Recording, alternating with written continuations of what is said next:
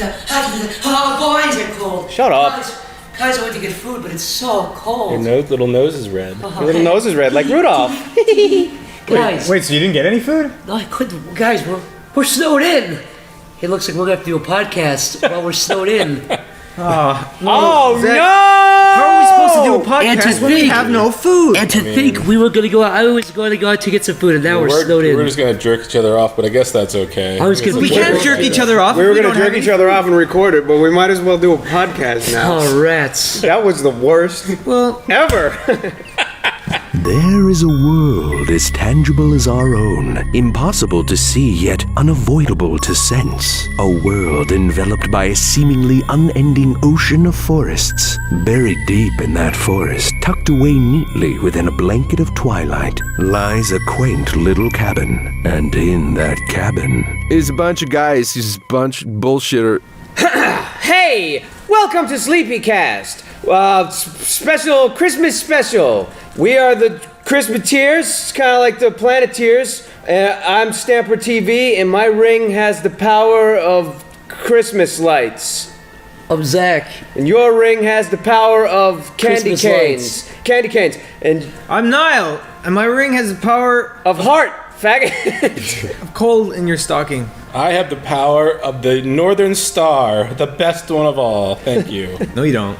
It's a lie. It's a bold-faced lie. The power. You could have done like stockings or Santa or Jesus. The power of angry parents who have found out their kids found their Christmas presents before Christmas. You have the power of the dad wearing the Santa outfit and the mom going, keep that on. And then, You have the power My of father never did statistical that. Christmas suicide. Is it? Have you seen that? What? Christmas suicide. The suicide spike around Christmas time. Oh, People really? get really sad. yeah, well, I'm... Yeah, if you're already the far depressed- superior holiday. My mom is like terrified that I'm gonna kill myself on Christmas because I'm not coming home for Christmas. She keeps going like, "You'll be okay, you'll be okay."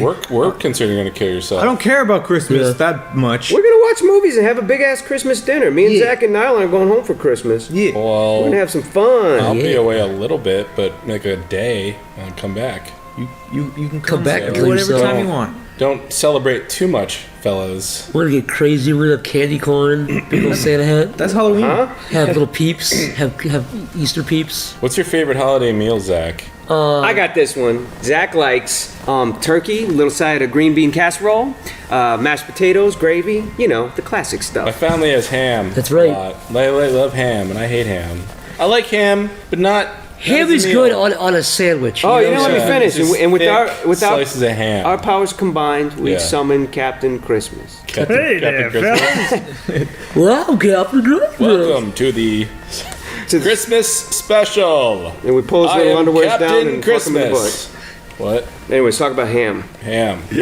Ham is a meal stinks. It looks like pussy. Oh, when you mean like when they get like a big ass ham? You know what's Yeah. weird? I hate going. Yeah, I hate the dinners where they have like the big ham. And they cut you off like a big ham steak or whatever. But, Yeah. but you know when they glaze it with some delicious stuff. But it's weird because I went Glazed ham is tasty. I went over to Swain's house for Thanksgiving and he had like 9 turkeys and I actually brought a ham because I thought other people would eat it. Oh, thinking I like outside the ham. box. I like your ham, Stamper. People liked it though. I had a little blackberry glaze on it. You did. Nice. Everyone to know I had a bite of that. Glazed And I ham is liked the it. shit. It always feels like it's never really. I like it either thinly sliced or like sort of cooked a little bit. It always seems like it's kind of. If it's a little bit these raw. big wet slices. Yeah, the big like sloppy. It's like wet- turkey. It's like you can make turkey really bad, but you can make like dry and something, or you can make turkey that's really juicy and tasty. Rubbery. There's a good way to make turkey. There's a good way to make ham. People love their ham though, dude. Have you ever seen a honey baked ham? Yeah. There's a franchise called Honey Baked Ham. Around the holiday seasons, it got a line out the door. I went there to buy a ham with my dad once, and I was waiting in line for like 3 fucking hours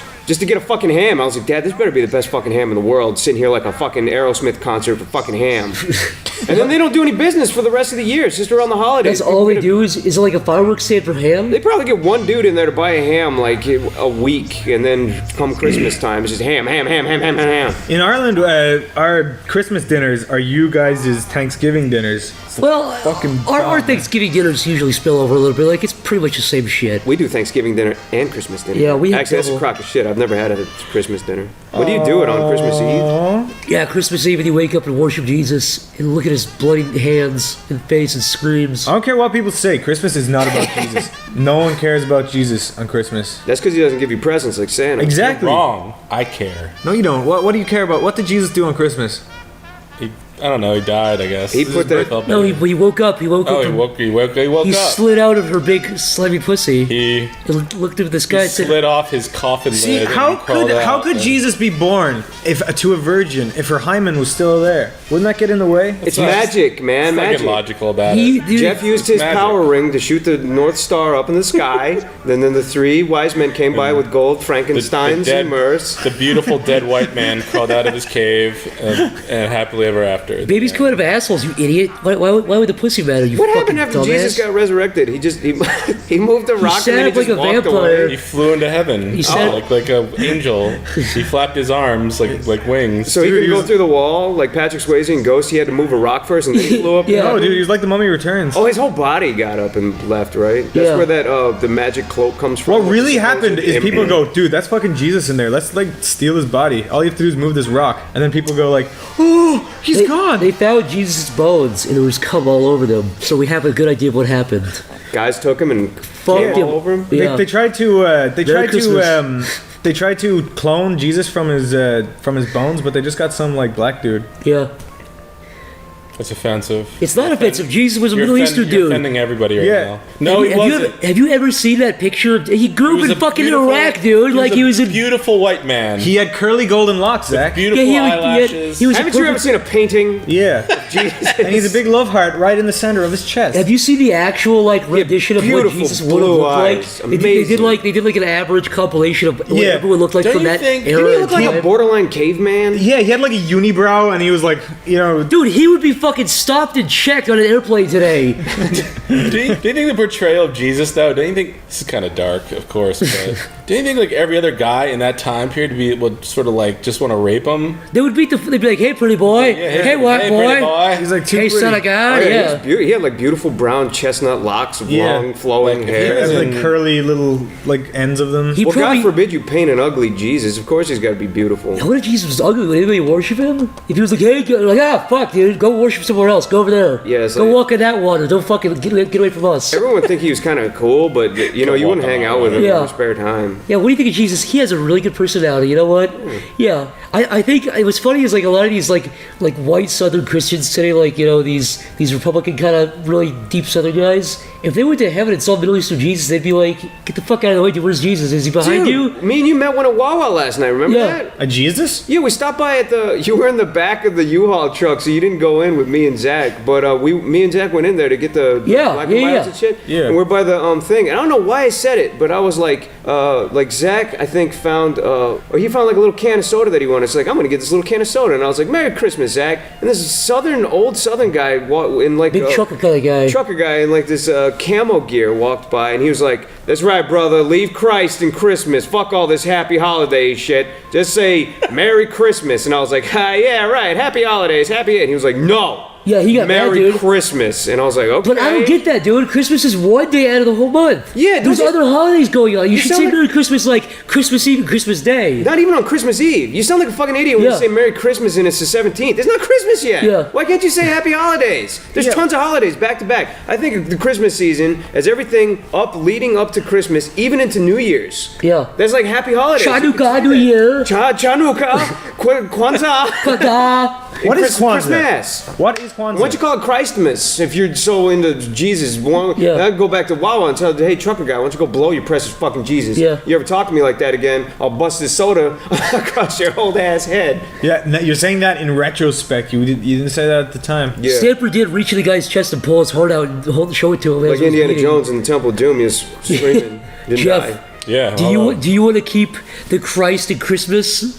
I don't really give a shit. I don't really like Christmas. I know we probably had this. Thank you. before. Podcast over. No, it's not over because we didn't get to that. You can't just say it's over. Yes, 'cause I someone can. agrees Watch. with you. Christmas is a burden. I agree. You're the Grinch who Yeah, fucked Christmas. we're having up. Christmas with the cranks, aren't we, Zach? What's the thing you dislike most about Christmas? Go. Anybody. The fucking music, man. I'm so sick and tired of the same fucking songs. I wouldn't mind if they weren't using the same songs recorded like 1950. But people say that, but then when they when like someone like a famous pop star tries to release a new Christmas song, you're like, fuck you, that's never going to catch on. Dude, no, I hate that even more. Yeah, like when somebody takes a shitty old Christmas song and they try to put a modern spin on it. I'm rocking around the Christmas tree. Yeah, you're just like, shut the fuck up. You took a song I hated already and then made it worse. Yeah, fucking Beyonce. I can't stand it, man. I like Winter Wonderland. There's a couple of Christmas songs I like. Yeah. There's a few I like because they're not overplayed. Did you buy the Seth MacFarlane Christmas album? I was tempted. I was very tempted. I saw that big smile and I was like, ooh. Come home, you play one track and be like, why the fuck did I buy this? Yeah, that's like a joke gift that's way too expensive and like it's just gonna gather dust somewhere until you Maybe throw it I will away. buy that. Give it to my parents. He probably was. He's not a bad singer. I'll be laughing and they'll He has be a like, really good "Thanks." voice. Yeah. But I don't want to listen He to it. loves the sound of it, though. You know he loves his own voice. No, there are definitely people out there that love the sound of their own voice. And Oh yeah, he's sitting at home jerking off and he's like, I'm coming, and that just makes him hornier. Yeah. You made Family Guy and the Cleveland Show. Bam! Oh, did you hear that, guys? That was my tummy rumbling. I'm hungry. Zach, I really wish you could go out there and get us food. I'm not gonna work under these circumstances. I refuse to work like this. I really wish you'd go back to acting school. Bitch! Bitch! Niall, you piece of shit! That's gonna Merry stay Christmas. unedited. Merry Christmas, bitch! Merry Christmas to me, I guess. You know what's the most He Christmassy does look thing? hungry though, and that really was his stomach. Speaking of being hungry, you ever see your dad's dick? Yep. I was peeing in a urinal next to my dad when I was a little guy, a little tiny guy. I still believed in Santa at the time, and I leaned over because I was curious about my dad's wiener, and I said, Dad, you have a really big pee-pee. And the bathroom was full of guys. It was like at a train station, and they all kind of stopped and wondered what my dad was doing to me. And then he grabbed my hand before we were done peeing, and he dragged me out of the bathroom. You ever do that thing where you grab onto your dad's like lower leg and he walks with you? My dad got a boner one time when I did that. I grabbed onto his dick and he walked around with me too. It was great, man. Of course he did. And it was like swing to the left. Yeah. And right, hit you. Were you swinging Yeah, he on was his like, come on, boner little like- monkey, let go of the branch, little monkey boy. And I was like, no, I'm not letting go. And I grabbed into his balls and I hung. It was horrifying. Is that a true story? Is that lies? No, it's true. You know, naughty have little I boys ever get lied? coal in their Have I ever stockings. lied on this podcast? At least like 67 times, We're at least. gonna do an episode where we put you under hypnosis for the hour. And we're gonna see. And then, and then it's all gonna come out. It's all real. You guys look stupid then. gonna All my be- dad's stories were real. It's gonna be a mix of Oh, you're just gonna repeat everything? You're just gonna talk Yeah, about like no, that really happened, you guys. You guys I really hung onto my dad's balls like a little monkey. to one hair. Hey Zach, what was your favorite Christmas present as a child? My dad's dick. No, for real though. Yeah. I remember one time I got a Nintendo DS and I was very happy with that. My favorite gift was actually the original Nintendo Entertainment System with Robbie the Robot. Wow. Oh, you got the Robbie pack. I did. I was surprised. I was like, wow, this is the extra special Nintendo. I got a copy. I played Gyromite all night long. And then you played fucking what's the one other Duck compatible game? Duck, I was gonna say Duck Hunt. I don't know. There was another Robbie the Robot game, but I can never remember the name of Yeah, it. they did. It was used. It was like 2 games. He was really cool though. He was pretty cool. That was a lot of work for one or two shitty games. I remember when I was a kid, I was very scared of because I was a kid. I thought my parents wouldn't get what I want. Like if you ask for like a Game Boy, they'll get you like some weird off-brand thing because they don't know. Oh, that Like, happened did you, to like, me. That was horrifying. I asked for Tiger handheld or Yeah, something? yeah, yeah. I asked for an iPod when I was like 15 or 16, and I was, oh man, I really wanted one because all my friends had one, and I just, man, I was dying for that iPod. And then my mom started kind of being like, throughout the week before Christmas, she was like, I've heard about these new things called Creative Zens. They're better than iPods. I got a Zen too. And then I was like, no, I want an iPod. And she was like, but these Creative Zens are supposed to be great. And I was Yeah. like, no. And she's like, Creative Zen. And I was like, no. And then, so Christmas came around and I was like opening my presents. And in my stocking, I got like an iPod like cover. And I was like, oh God, yes, yes. And then I went downstairs and I opened my present and it was a Creative Zen. Like it didn't even fit. And then I tried my best not to look disappointed and sad, but Yeah, I that's couldn't the help big it. thing. Is like if you actually get a bad gift, you're like, you can't. But dude, it turned out the Creative Zens were much fucking better than iPods. You Really? could put any video you want on them. You could they had way bigger storage. Yeah, iPods are a crock They of were shit. they were dude. sweet. Yeah, fuck Apple. Fuck it. Everything Oh. fucking sucks. Whatever. No, I use iTunes. I don't care for iPods though. Yeah. If you're just playing MP3s, there's ways to go about it. Like syncing an iPod. You don't have to sync it and delete all your files when you plug it into another It's just computer. so clunky and weird, yeah. My favorite gift, along the same lines as Jeff, was I got the Nintendo as well, but I got the Super Mario Duck Hunt. Yeah, Super Mario Duck Hunt combination thing. combo, and I got Ninja Turtles, and Ninja Turtles was a crock of shit. I used to, I loved Turtles, and they gave me that, and I didn't know at the time how much of a broken, shitty game it was. And then I remember a similar story much later. I got a Super Nintendo for Christmas, and I remember I was sitting in class, and this is already when the PlayStation 1 was out, and I was so psyched to get a Super Nintendo because I really wanted one. My family was poor, so they probably saved up for like 2-3 years just to get me one. And then the teacher was like, so what did everyone get for Christmas? And then when it came around to me, I was like, I got a Super Nintendo. And everybody in the class laughed at me because I got a present. Like, they were like, yeah, welcome to fucking 3 years ago, fag. And I was like, come on, man. I this is like the best gift ever. Everyone else was playing with their... I eventually got a PlayStation, not long after it came out, but... It's like, what kind of a shitty-ass teacher asks a dumbass question like that when they know that... To single out the poor kids? And I mean, you got your rich snobs in class, and you got your poor kids in class. Like, half the poor kids are probably just going to sit there and lie and be like, I got a new car. Yeah. And they have, like, holes in their shoes and shit. It's like, they probably just got, like, socks, and they were super psyched. Yeah. As the older I get, the more I actually do appreciate, like, clothes. Like, my dad got me a coat last Christmas, and it was, like, one of the best gifts I ever got. We were talking about that last night. If I got a jacket or a nice coat that fit well, that'd be like the best gift ever. Yeah, exactly. Or like if I need video games, I could fucking buy them. Like, whatever. Now, did you have a best, or is it just disappointing? I don't know if I had a best gift, but that doesn't mean I didn't get good gifts because I appreciate all my gifts. But don't throw us all under the bus. No, every gift is special. Yeah, like because my parents, they never didn't have much, so anything was a bonus. All right, Charlie Brown. All right, Linus, give your big speech on the fucking stage. You talk about Jesus, you little bag. Here's a little spotlight, bitch. But as I got older, I started asking for I was like, no, surprise me, because I was trying to be nice. I was like, you don't have to spend a lot of money on me. And then Christmas came around, all my sisters were getting new phones and stuff, and I was getting underwear and socks. Surprise! God fucking damn it!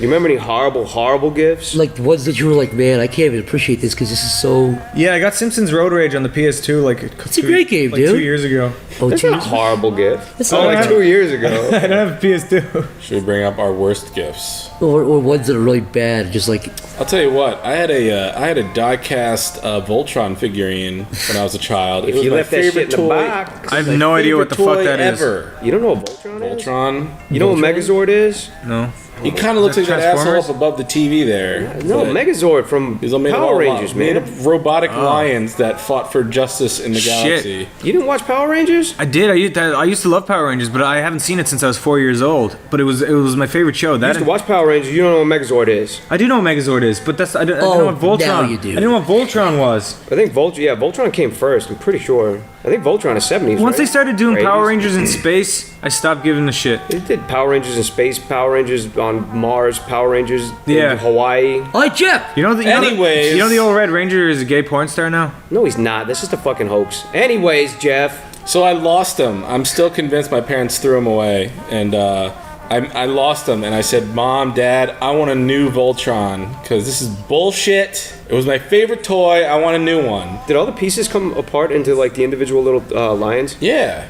Oh, damn, dude. Because I never had one of those. I just saw them, but... No, it was cool. No, I saw one recently there was a Comic-Con. They were selling them remade versions of this. Is the exact one I had for $150. That's not too bad. Not too now. No, I was really tempted to pick it up. But yeah, so it was really nice. It was like back when toys were made of metal and stuff, and toys were cool. But cool. So you could actually interlock all the little lions together and make the real. It wasn't like a pre-fabricated. No. They could. But basically, Christmas came around. And I was expecting a new Voltron. And I got this plastic shit Voltron that was like a baby's toy, and I had these little shitty. I mean, it was weird. It had these little extra action figures that could go in the lions, but the lions were much bigger, much bulkier. They were, I don't know, and almost just it was just a much lamer Voltron, and it ruined my Christmas. The end. How old were you? I was the most. How old were you? I wasn't even that young. I don't think I was. I think I 10, I wasn't even 10 yet, but I was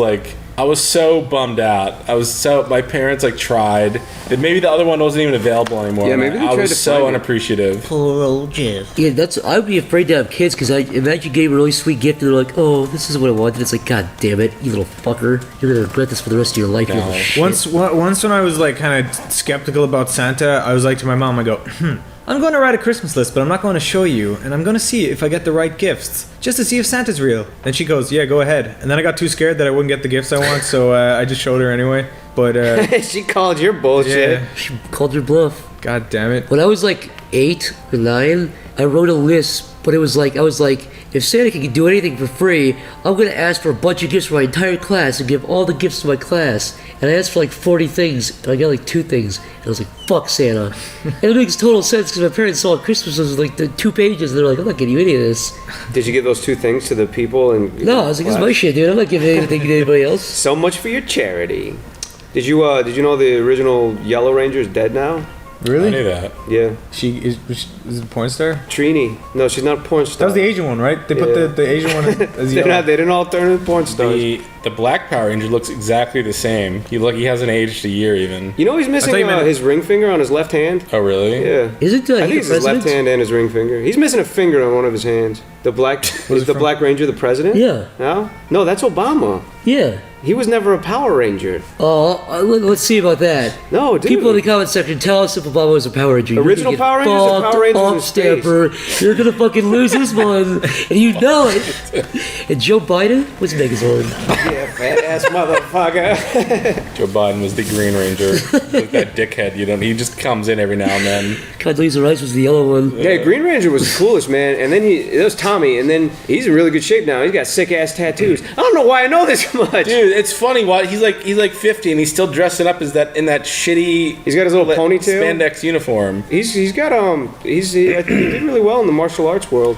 You know, I watched this video series explaining the original Power Rangers that aired in Japan, and it's amazing how different it was. Yeah. Yeah, they just spliced footage from the Japanese and then added American actors like Saved by the Bell, right? Yeah, They just kinda cut it Wait, together. what did they do with Saved by the Bell? No, like Saved by the Bell. Like they just took a lot of shots from high school talking to Megazord and shit like that, and then all the fighting was like from the Japanese show. Yeah, they Really? re-edited the whole thing. Well, I think Rita sounds like this all the time. It's all like clearly like, well, whatever, it doesn't matter. We're talking about Christmas. We're talking Anyway. about Power Rangers. Do you remember the movie with Ivan Ooze? Yeah, they had really- a good soundtrack. It was a fairly good movie. They had cool costumes in that movie too. Their suits were sweet. Oh, what were we talking about? Oh, Santa. Hey, Yeah. when did you, I guess, discover that Santa didn't exist? Well, you just knew it. Like, you I just think knew I this was thing. I was late to the game because I'm an over-imaginative kind of guy. I was late to the game. I was like 11. I was way too old. I was 12. All my friends were like 9. And I'll tell you what did it for me. You know, I was still doing the whole leave cookies out and all that kind of thing. And my parents were pretty good at it, to give them credit. They would do that. They would shake the jingle bells in the other room and be like, oh, fuck, it's Santa Claus. But one night, you know, the cookies thing, the next morning I woke up on Christmas Day and there was fucking meatloaf and beer staining the rug. And I was like, what the fuck happened? My dad was like, yeah, Santa Claus, he came here and helped himself to the meatloaf in the fridge, leftovers. And I was like, what? And then I put it together and my dad got really wasted and fucking ate meatloaf and ketchup and just spilled it on the floor and went to bed. And I was like, you're Santa Claus, you fucking liar. Yeah, but my parents like never tried to hide the fact that they're putting presents on. Like every night at Christmas, that's the night the kids can't sleep, and they were so fucking loud with the presents and shit. But for some reason, I still believed in it until I was 12. My parents did that thing where they'd pack the presents beforehand and sneak them downstairs. Like, so they'd be like, don't come in here, I'm getting you Christmas gifts. Or not say anything, or just kind of do it in like a back room. My parents always put their names on the presents that were good and then Santa's name on the presents that were shitty. It's fucking smart. So dude. maybe that kind of contributed to me never giving a shit about Santa. Because as far as I remember, I don't think I ever believed in Santa. I knew that who Santa was, but like I never had this belief that there's a dude that came into your house and That's a put good point, actually. presents under the tree. I think my parents did the same thing. It was like my dad would give me like a huge like a remote control, like an RC car, but Santa would give me like a fucking Pez dispenser. I was like, fuck Santa, man. I don't care. Let's talk about like how awkward it is now as an adult, where your parents are basically like, they're very guilt-ridden about Christmas. They're like, well, we have to buy you something, we have to get you something for Christmas, but as an adult, you sort of have the money to buy what you want. What you want, when and it's gonna be when better. you want. Here's It's what like, bothers me. I don't really feel like waiting. Like, I don't feel like saying, well, I want this, and I have to artificially wait 3 months for them to give it to me. Yeah. And be like, oh, thank you. And I'm just gonna buy it tomorrow. Yeah, just give me cash. If give people cash is the best thing, or like a movie theater gift card, or like a gift card to like Red Lobster or Outback Steakhouse. I'll tell you what, those are good. I fucking hate gift cards. Gift cards are good to restaurants. It depends. No, like if you get we were talking about gift They're cards. all terrible. If you get a gift, I say if you don't know what to get somebody, Except Wawa gift cards. I would say like Wawa gift cards, or like in Corey's case, like he really likes Outback, so you can get him a $50 Outback, problem solved. But I was thinking like a good gift card is like $100, $200 for Home Depot or something like Home that. Depot or like Target even. Target. So you guys are saying you hate gift cards, but you like all these like. As long as it's these. I didn't say that. It's forced. It's this weird thing where it's like, oh, it means more if you're forcing them to spend it in a particular. Oh, you mean just place. versus giving them money? Yeah, I would rather get money, but if I do get gift cards, like there's certain places where totally, it's like you could give somebody a bad gift card. Like, you could give them a $50 gift card to Barnes and Noble. Now you're like, oh, now I have to spend $50 at Barnes and Noble. Don't give me a $25 Starbucks gift card. What I don't like is that the gift card is never even. You can never buy $50 worth of stuff. It's like, oh, you have $3 worth on the gift card. It's like by the end of the year, you have like $100 of leftover money on the fucking gift cards, all accumulated. You know what? All you naysayers with gift cards, the janitor sent us gift cards to Wendy's. You just got it. You know Damn what? it. I was just about to say, I was like, to that What fan. janitor? There's a fellow Damn it. called the janitor who gave us a bunch of stuff in the P.O. box. Yeah, he gave us a shit ton of stuff in the P.O. box. He like stocked. We're still like getting through the food he gave us, and there's like 5 or 6 of us. Thank you. We went there. I had myself Baconator. He gave us Dr. what- Pepper. I had Baconator. I had. Guess what? Didn't have to pay large for it. fries. Yeah. Give us a Wendy's gift card. It's like, Whoa. oh, it's good Wendy's. Oh, He gave us gift 2 cards. Wendy's gift cards, and they're $15 each. Thanks for sharing, faggots. It was all Stamper. You're welcome. Well, he said I said, do not don't do it, let Stamper. Jeff use. He was a monster. I couldn't control him. He did Okay. say that in the note. He said, "Fuck Jeff." Yeah. Fair in all enough. caps and red blood, I think it was. But yeah, Terrific. the thing I don't like about the gift Hey. thing is like, Hey, you just said fuck gift cards.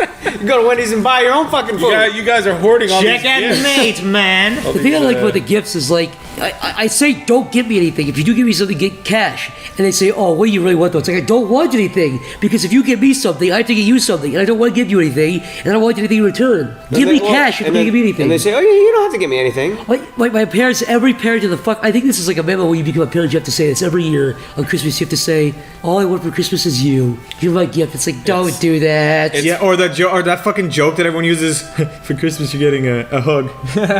Everyone uses that. Everyone uses I've never heard that. that one before. Ireland Bullshit. sucks, dude. Bullshit. I honestly never heard that one. Never, yeah. But I've heard everyone's heard all I want for Christmas is you. You're my gift, or whatever and so on. Yeah. This whole thing, and then especially when you have family members do you have family members you sort of trade gifts with and some you don't? Like, do you have like, basically, yeah, it's like, there's these awkward moments where, there was this, I guess, this unwritten rule where my cousin decided one year, he's like, well, let's just not exchange gifts between us. But nobody fucking told me that. So I show up at the house with like a book or two for him or something, and I give it to him, and then he doesn't have a gift for me, so he pulls this weird, I didn't realize it at the time, he pulls this weird sneaky move where he was giving like my mom like 2 plants, and he went over and he like picked up one of the plants and he gave it to me. He's like, here, Merry Christmas. What I like about that is It like, was so weird at the time. it's like the year after that, I'm sure he's gonna feel guilty and say, "Oh, I don't want that. What to happen this year? What happened last year?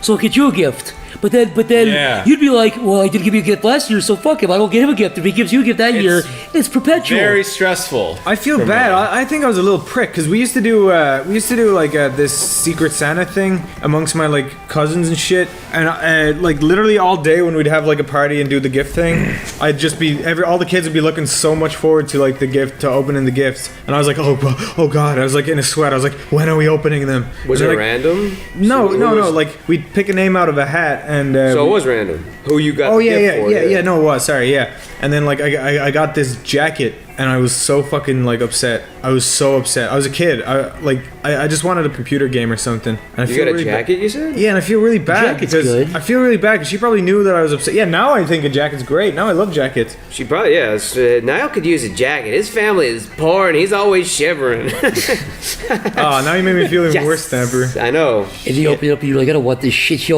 bitch," and you threw it on the floor and stepped on it. Did it have tags on it? Or did she just pull it out of a closet and give it to you? No, it had tags on it. It was a nice jacket. It was like Old Navy or something. What do you think about people leaving tags on gifts or like price tags? Is that? Oh yeah. Is that kind of like a fuck you? It's like, yeah, I paid this much Yep. for you. I always take prices off I do everything too. I ever buy anyone ever, regardless. Because it could go bad either It's way. not a fuck you. It's a kind of bragging thing. It's like, But it could go either way. It could be like, oh, a $5 thing. I thought it was like $10. Thanks. yeah. But they could easily just put like a fake tag on something. Be like, What kind of Who maniac would do go that? either way? Shut up. could have happened. Hey Jeff, you're going home to see your parents this Christmas? Correct. You find that you act significantly different around your relatives? Yes, not my parents though. There's whenever we have. I'm just saying, like in general, like maybe you guys can enlighten me on this if you have a similar experience. But basically, do you have relatives that you only see maybe once a year, possibly around the holidays, and everybody? You're like everybody on my side of the family, like myself, my parents, and then everybody else. When they interact together, you can sort of tell they're not being themselves. That's what's creepy about it too. They're putting on these weird like masks. It's all smiles and nods. Yeah, and it's like I can tell my parents aren't acting how they normally act, and I can tell they're not acting how they normally act. Everyone's like, just being overly pleasant. Yeah. You could look at it in the way that like they're probably talking to each other as they were when they were younger, and they talk to their kids different. Like they'll talk to you differently because they need to be like disciplinarians and shit. Perhaps it's reversed. Maybe for the most part of the year, they're not being themselves because they're miserable, and then when they all get together, it's all too nice. it's too sugary. It's too bullshitty. It's just too fake. There's also this. It seems to me like there's also a.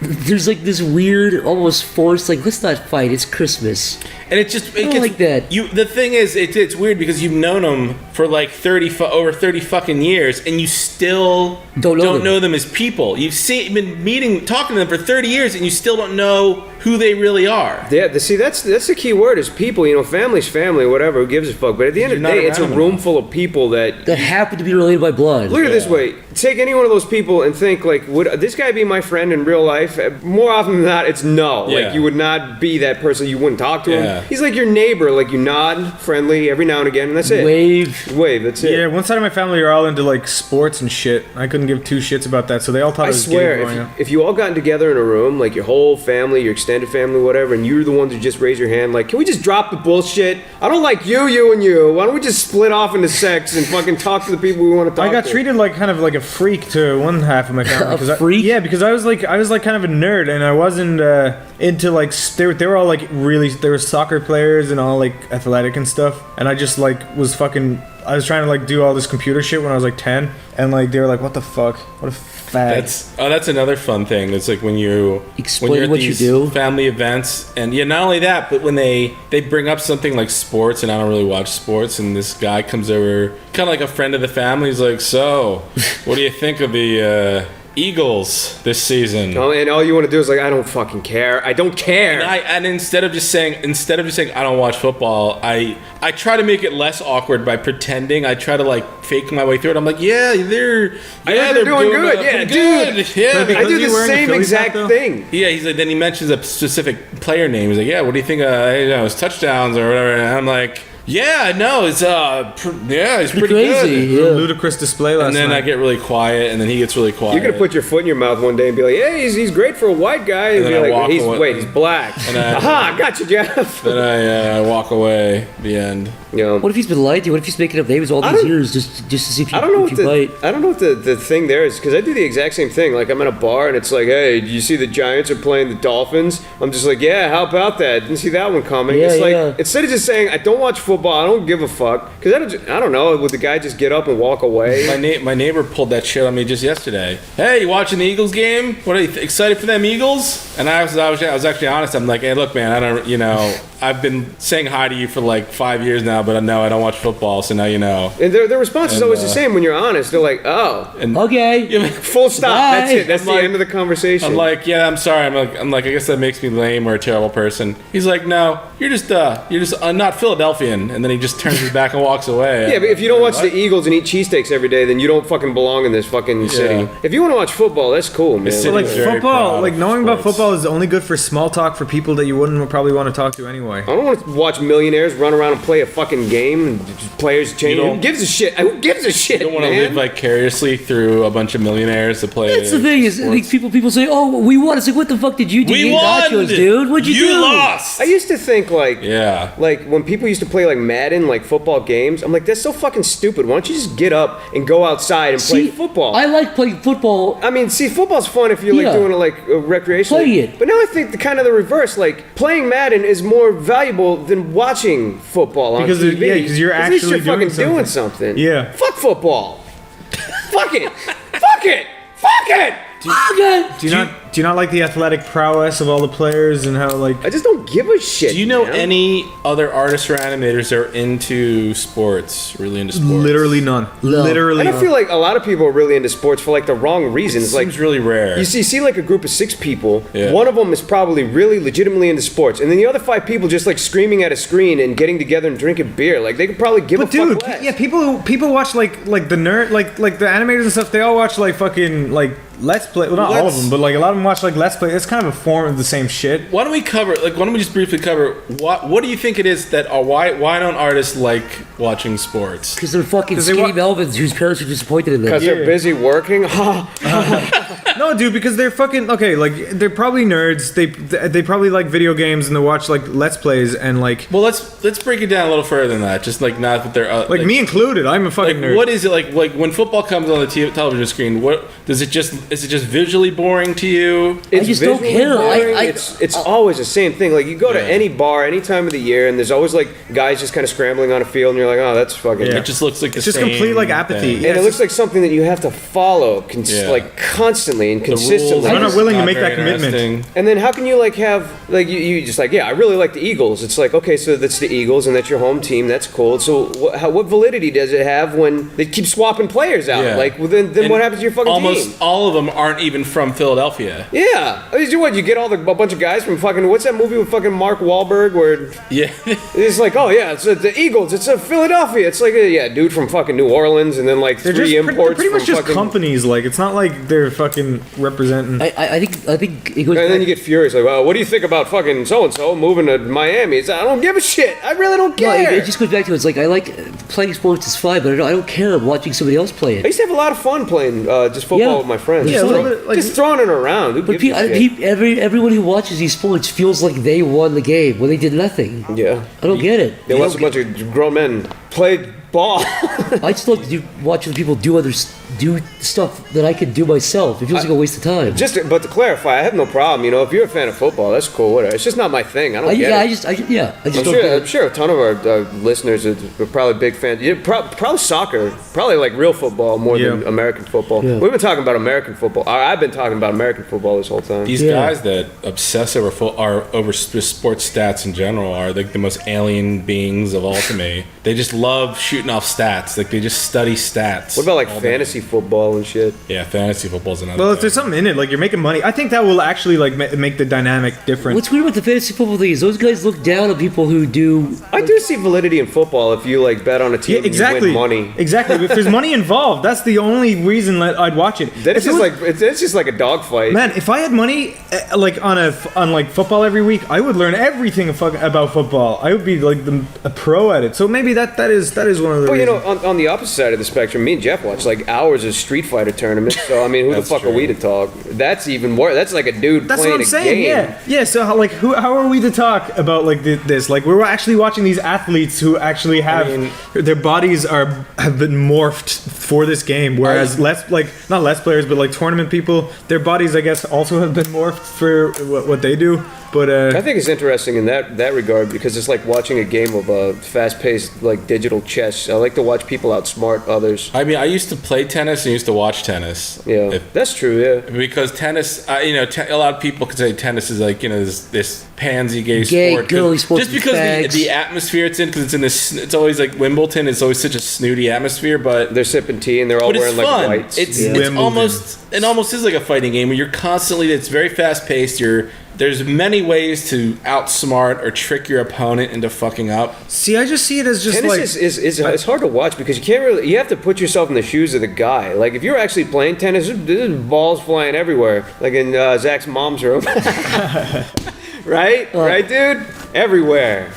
But it is really fast paced. But when you're watching it from like a sky cam, it doesn't look like much. You just once you play it and know the rules and it's like it's more interesting once you really feel like you understand it. Like same as watching a fighting game stream or whatever. But trying to maybe I never took the time to understand football. Maybe that's just why I'm not. That's fair. It's a fair point. I'm sure it'd be more interesting if I really tried to study it. But I mean, I get the rules. I get how it works. I understand how they play. Maybe I'm just not into it. It just seems a little. It seems like there could theoretically be a sport invented that's much more exciting, a much more exciting team sport. Have you ever watched the sport on TV and you just feel like it's kind of barbaric and weird and old that we still do this? Like that do you think it's like the modern equivalent of like gladiator fights and stuff? Yeah, well, like you look at baseball and it's like we throw this ball and a guy hits it with a stick and then he runs and then somebody might catch it. It's so like prehistoric. I think worse is those fucking what are those called? The fist fighting.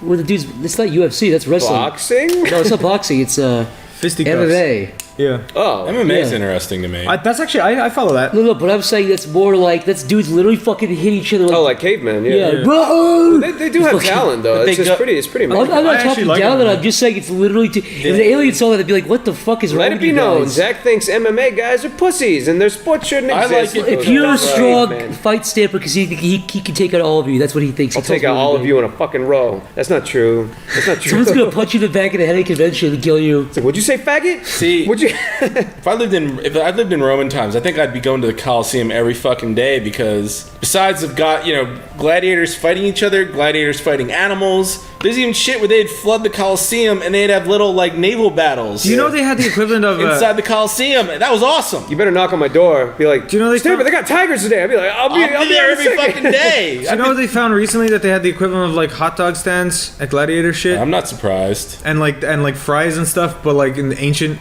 version of them. I heard that like while these two fucking American establishments are fighting over who invented the first hamburger, they found that like they were serving hamburgers during Roman times at the Coliseum. You gotta be some asshole. Oh yeah, we talked about this in Wendy's before. The equivalent of like ground meat patties inside pita bread. Yeah. And then you got these two guys like, oh, my grandfather invented Earl of Sandwich invented the sandwich. You gotta be some asshole to claim a fucking like dish ever. It's like the whole town. Bread, it's like the whole town was doing. He was like, this is mine. It's like, dude, you didn't fucking do it, you asshole. Some dude's mom made it for some dude in Kansas long before. That was probably the first one that just. It's like, dude, I've been eating that for years. Yeah. Like, why do you guys get to fight over it? You gotta be some asshole. It's meat between bread. How do you get to? As soon as like agriculture was fucking invented and bread was invented, people have been doing that. There's no way people are grabbing fucking raw hamburger patties and going, is there an easy way to do this? Yeah. Someone put bread over patties. It's like those failure infomercials, like a black and white. A guy picks up bread and he's like, I want meat too. And he picks up the meat and he gets grease on his hands. He's like, oh no! And it goes all over his shirt. And he's like, oh. Yeah, the Earl of Sandwich. The first sandwich ever invented was in Great Britain in 1780. 30,000 years after bread was first invented. Yeah, the first sandwich. And meat. Fucking frauds. Fraudulent. They are frauds. Anyway. Fucking the Earl of Sandwich, the most boring man. It's like, God, I need something. My term's almost up. I invented the sandwich. It's mine. I named it. I don't care who had it. Off with your head. What if Obama invented a food called the Obama? Would you eat that, Zach? Sounds awful. The Obama? It actually doesn't sound bad. What kind of food would you call Obama? I'll tell you what it would be. And now this is political. The package would promise all these great things, but when you open it, it's burnt and rotten and not very good. And it goes on, and you know what? Here's something else. It's not very good either. What do you mean it's burnt? It's fucking black like everything. I'd say it almost sounds like some kind of like sliced meat or some kind of. I was gonna say it sounded like something. I'd imagine it's just a chili dog with like big long sausage. Okay. But hey, let's go get an Obama. It's a chili dog with chunky chili and cheese on it. That sounds like an Obama. Yeah. An Obama. One big Obama, please. Yeah. You want the double Obama? Yeah. I'm fucking hungry. Yeah, just two big long sausages. And you know something else? It wasn't a dick joke. Wasn't a dick joke. What? I've seen Obama's wiener. Pathetic ass wiener. Can't trust a president with a tiny wiener. He was not pathetic, Stepper. I was there. He was like, hey, Stepper, you want to see my wiener? And you were like, yeah. He was like, too bad. Like, there's a chance like Obama's taking a shit right now. And then he put his finger through his zipper so it looked like his wiener. He's like, hey, check it out. You like it? Let me see. The president is allowed to tell one joke a year, and I think I knocked it out of the park. Well, that's funny. Do you think like the White House like cleaning staff, they get to walk into his bathroom after he takes a huge dump and they're just like, The things I do for love, as they unclog his Like, big wow, crack. man, he. When they're like the most powerful man in the world, huh? They got the most powerful dumps. Do you think they almost want to breathe it in for a little bit just to sort of like Gain his powers. Yeah, gain his power. Whenever I think about him, I always wonder if he does like basic shit. Like I always wonder if he has morning wood when he wakes up. He's just a big boner. He's like, God damn it! And he has to put his waistband like get dressed. Well, goddamn it. Well, goddamn. Or if he has like porno magazines under his mattress, or if his wife like walks in and catches him like flipping through porno, and he's like, I wasn't doing anything, honey. Everything he just gets on the presidential computer and just starts looking through some unsavory material. Yeah, like you go through the teen pussy close up. Yeah, you look through the history. It's like hot girl naked, Britney Spears naked, hot pussy uncut raw. Democratic slut. Uncut dick. Like he doesn't know how to search for porn. No, Michelle Obama naked real. Political. Naked real. Oh boy. I don't know how we got here, but It's Christmas. oh, okay, Christmas. shit. Merry Christmas. Obama searches teen girls fucking. What do you think Obama's doing for Christmas? Fucking teen girls. Fucking teen girls, pussy POV, real close up, Cool. facial. What do you think Bill Clinton's doing for Christmas? We might as well talk about other presidents since this one's going to be obsolete when that filthy gorilla leaves the office because I'm not voting for him. I'm out. I like Obama. I think he's cool. He's probably gonna. He doesn't bother me. Bill Clinton's probably gonna suck Hillary's big fat pussy. You know what my judgment for a good president is? He leaves me the fuck alone. He doesn't beat on my door and ask me for stupid shit. He doesn't like slash my tires or do, just he's a good president. As far as I'm concerned, he's a nice guy. A good president. It's a good thing this isn't a political podcast. He doesn't prank call me. He doesn't try to hack my email. He's a good guy. How would he even prank call you? What would he even do? Like, this is not Obama, and This is George Bush. Fuck you, huh, bitch? Little fag. shut up, Zach. We need to get this back. We have to get back to Christmas now. All right, let's talk about. Let's go back to Christmas. This is a Christmas special after all. Do you have any interesting Christmas memories, Zach, that don't revolve around presents, Christmas dinner? Something relatively true. This is absolutely Yeah, true. you know, it doesn't was a involve beautiful- monkey barring around your dad's wiener. That's true. I'm gonna flash you back, Zach. A little flashback. When I was a little baby boy, only age 6 here or we 7 go. perhaps, it was a Christmas day. Mm-hmm. I woke up. That was great. I opened the windows. I said, "It's Christmas!" I shouted that. It echoed out the city. It's Christmas! I said it a second time just to make sure everyone heard me so they knew in case they forgot. It's Christmas! They said, "Shut up!" Merry Christmas! That's what I said to him. But then, the real story begins here, Stamper, because guess what happened? Went to my grandpa's house, stayed over at his house with my cousins. We went into his... Every story that, every one of your lie stories involve either your grandpa or your cousins. Listen. I wish I had cousins. Listen. Okay. We went into his room. We snuck in like the Grinch who stole Christmas. Grinch? We opened. That real? We opened the cupboard, his top dresser drawer. He wasn't in there. He was gone doing something. Pornography. Merry Christmas.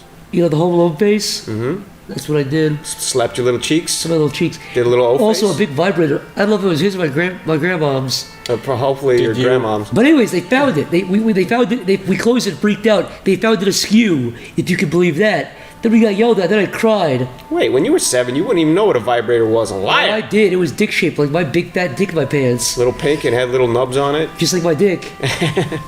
Anyways, they yelled at me. They're like, "Why'd you go through my stuff?" And I was like, "Who shoves that in their pussy / ass? I want answers."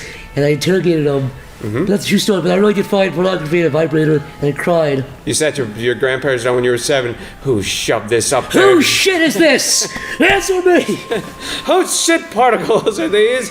And smut magazines. So that's a Christmas story. Also, another one is. So you found porno. Another one is my brother. Welcome to childhood. I got the same year I got the Nintendo DS. My brother asked for a little pocket rock, a little motorbike, and he got that. But then he was like, "That DS is mine." I was like, "No, it's not." Like those gas-powered things that go like yeah, it's 60 like a little miles an motorbike. hour? It's a little tiny one for kids. Yeah. And my brother was like, "That DS is mine." I was like, "No, it's not." He was like, "No, Santa gave that to me. It's mine." I was like, "No, it's not. You fucking liar. You got a big motorbike. That's all I got. You little fag." We argued, and he was like, he had like a temper tantrum. We argued about it. So he wanted both of them? Yeah, he thought it was his too. And I was like, "It's not yours, dude. It's mine." And you got nothing for Christmas? No, it was the DS was No, mine. that's what I mean. That's what he assumed. Is like he gets all that. And yeah, we argued brother's about a it. dick. Yeah. We argued about that for a long time. Is he handsome? You could say that. Is he more handsome than you? He's more handsome, but his dick is weird looking. So he's cursed either way. He's cursed. How's it weird looking? Looks like a skeleton key. It's got a bend at the end and a ring in it somehow. It looks like a decrepit old man finger. When it's soft, When it's hard. it looks like a witch finger pointing. Yeah. It's always accusing everybody. What are you looking at your brother's boner for? Everyone sees their brother's soft boner, but He walked in the room with his silhouette was there. Listen, guys. This is the Christmas podcast, not the Dick podcast. They're all the dick podcasts. What's more Christmassy than a big decrepit bent dick? Like a spring? like a shadow on the wall, like a ghost is pointing to hell. Let's talk about Christmas trees.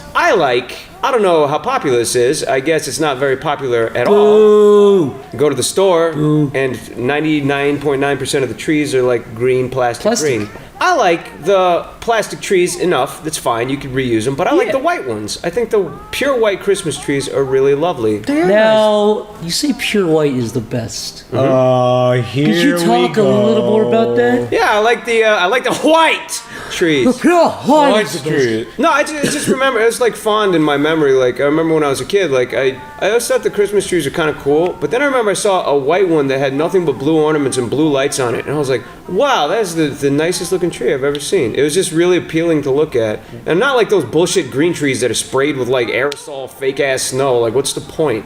I just like those, like, white... Yeah, the white plastic trees. I mean, obviously they're not real, but I thought they're kind of classy. They're like a blank canvas to put all kinds of stuff on. I would get dragged out to the Christmas tree farm every fucking year. It'd always be rainy and muddy and cold, and my dad would hand me the saw, and then he'd find the tree, and I'd have to cut it down, and we'd bring it back and set it up. And the tree would always be lopsided, so it would never stand up on its own, even with like the Christmas tree holder. Did you guys get real Christmas trees ever? I was going to say, we got it one year, and it was the messiest fucking, because it sheds pine needles. Yeah, no, They you die have to put water. You have to sort of keep it half alive with putting water sitting it in water in this. In the thing that holds it up, but the problem is those things don't work very well. So we had to my dad had to rig this thing with like fishing line to hold at the top of the tree to hold it in place so it didn't fall over. Yeah, it's like bolted into this like ring at the bottom. It's not because every tree trunk is different. Yeah, and so your tree is always going to be lopsided. It's going to be a huge mess. It's a burden to fuck. It's I guess they're cheaper. And you got to dispose of it. What's that run you like $70? I'm not even sure how much they are. They got to be up there. But we'd always have to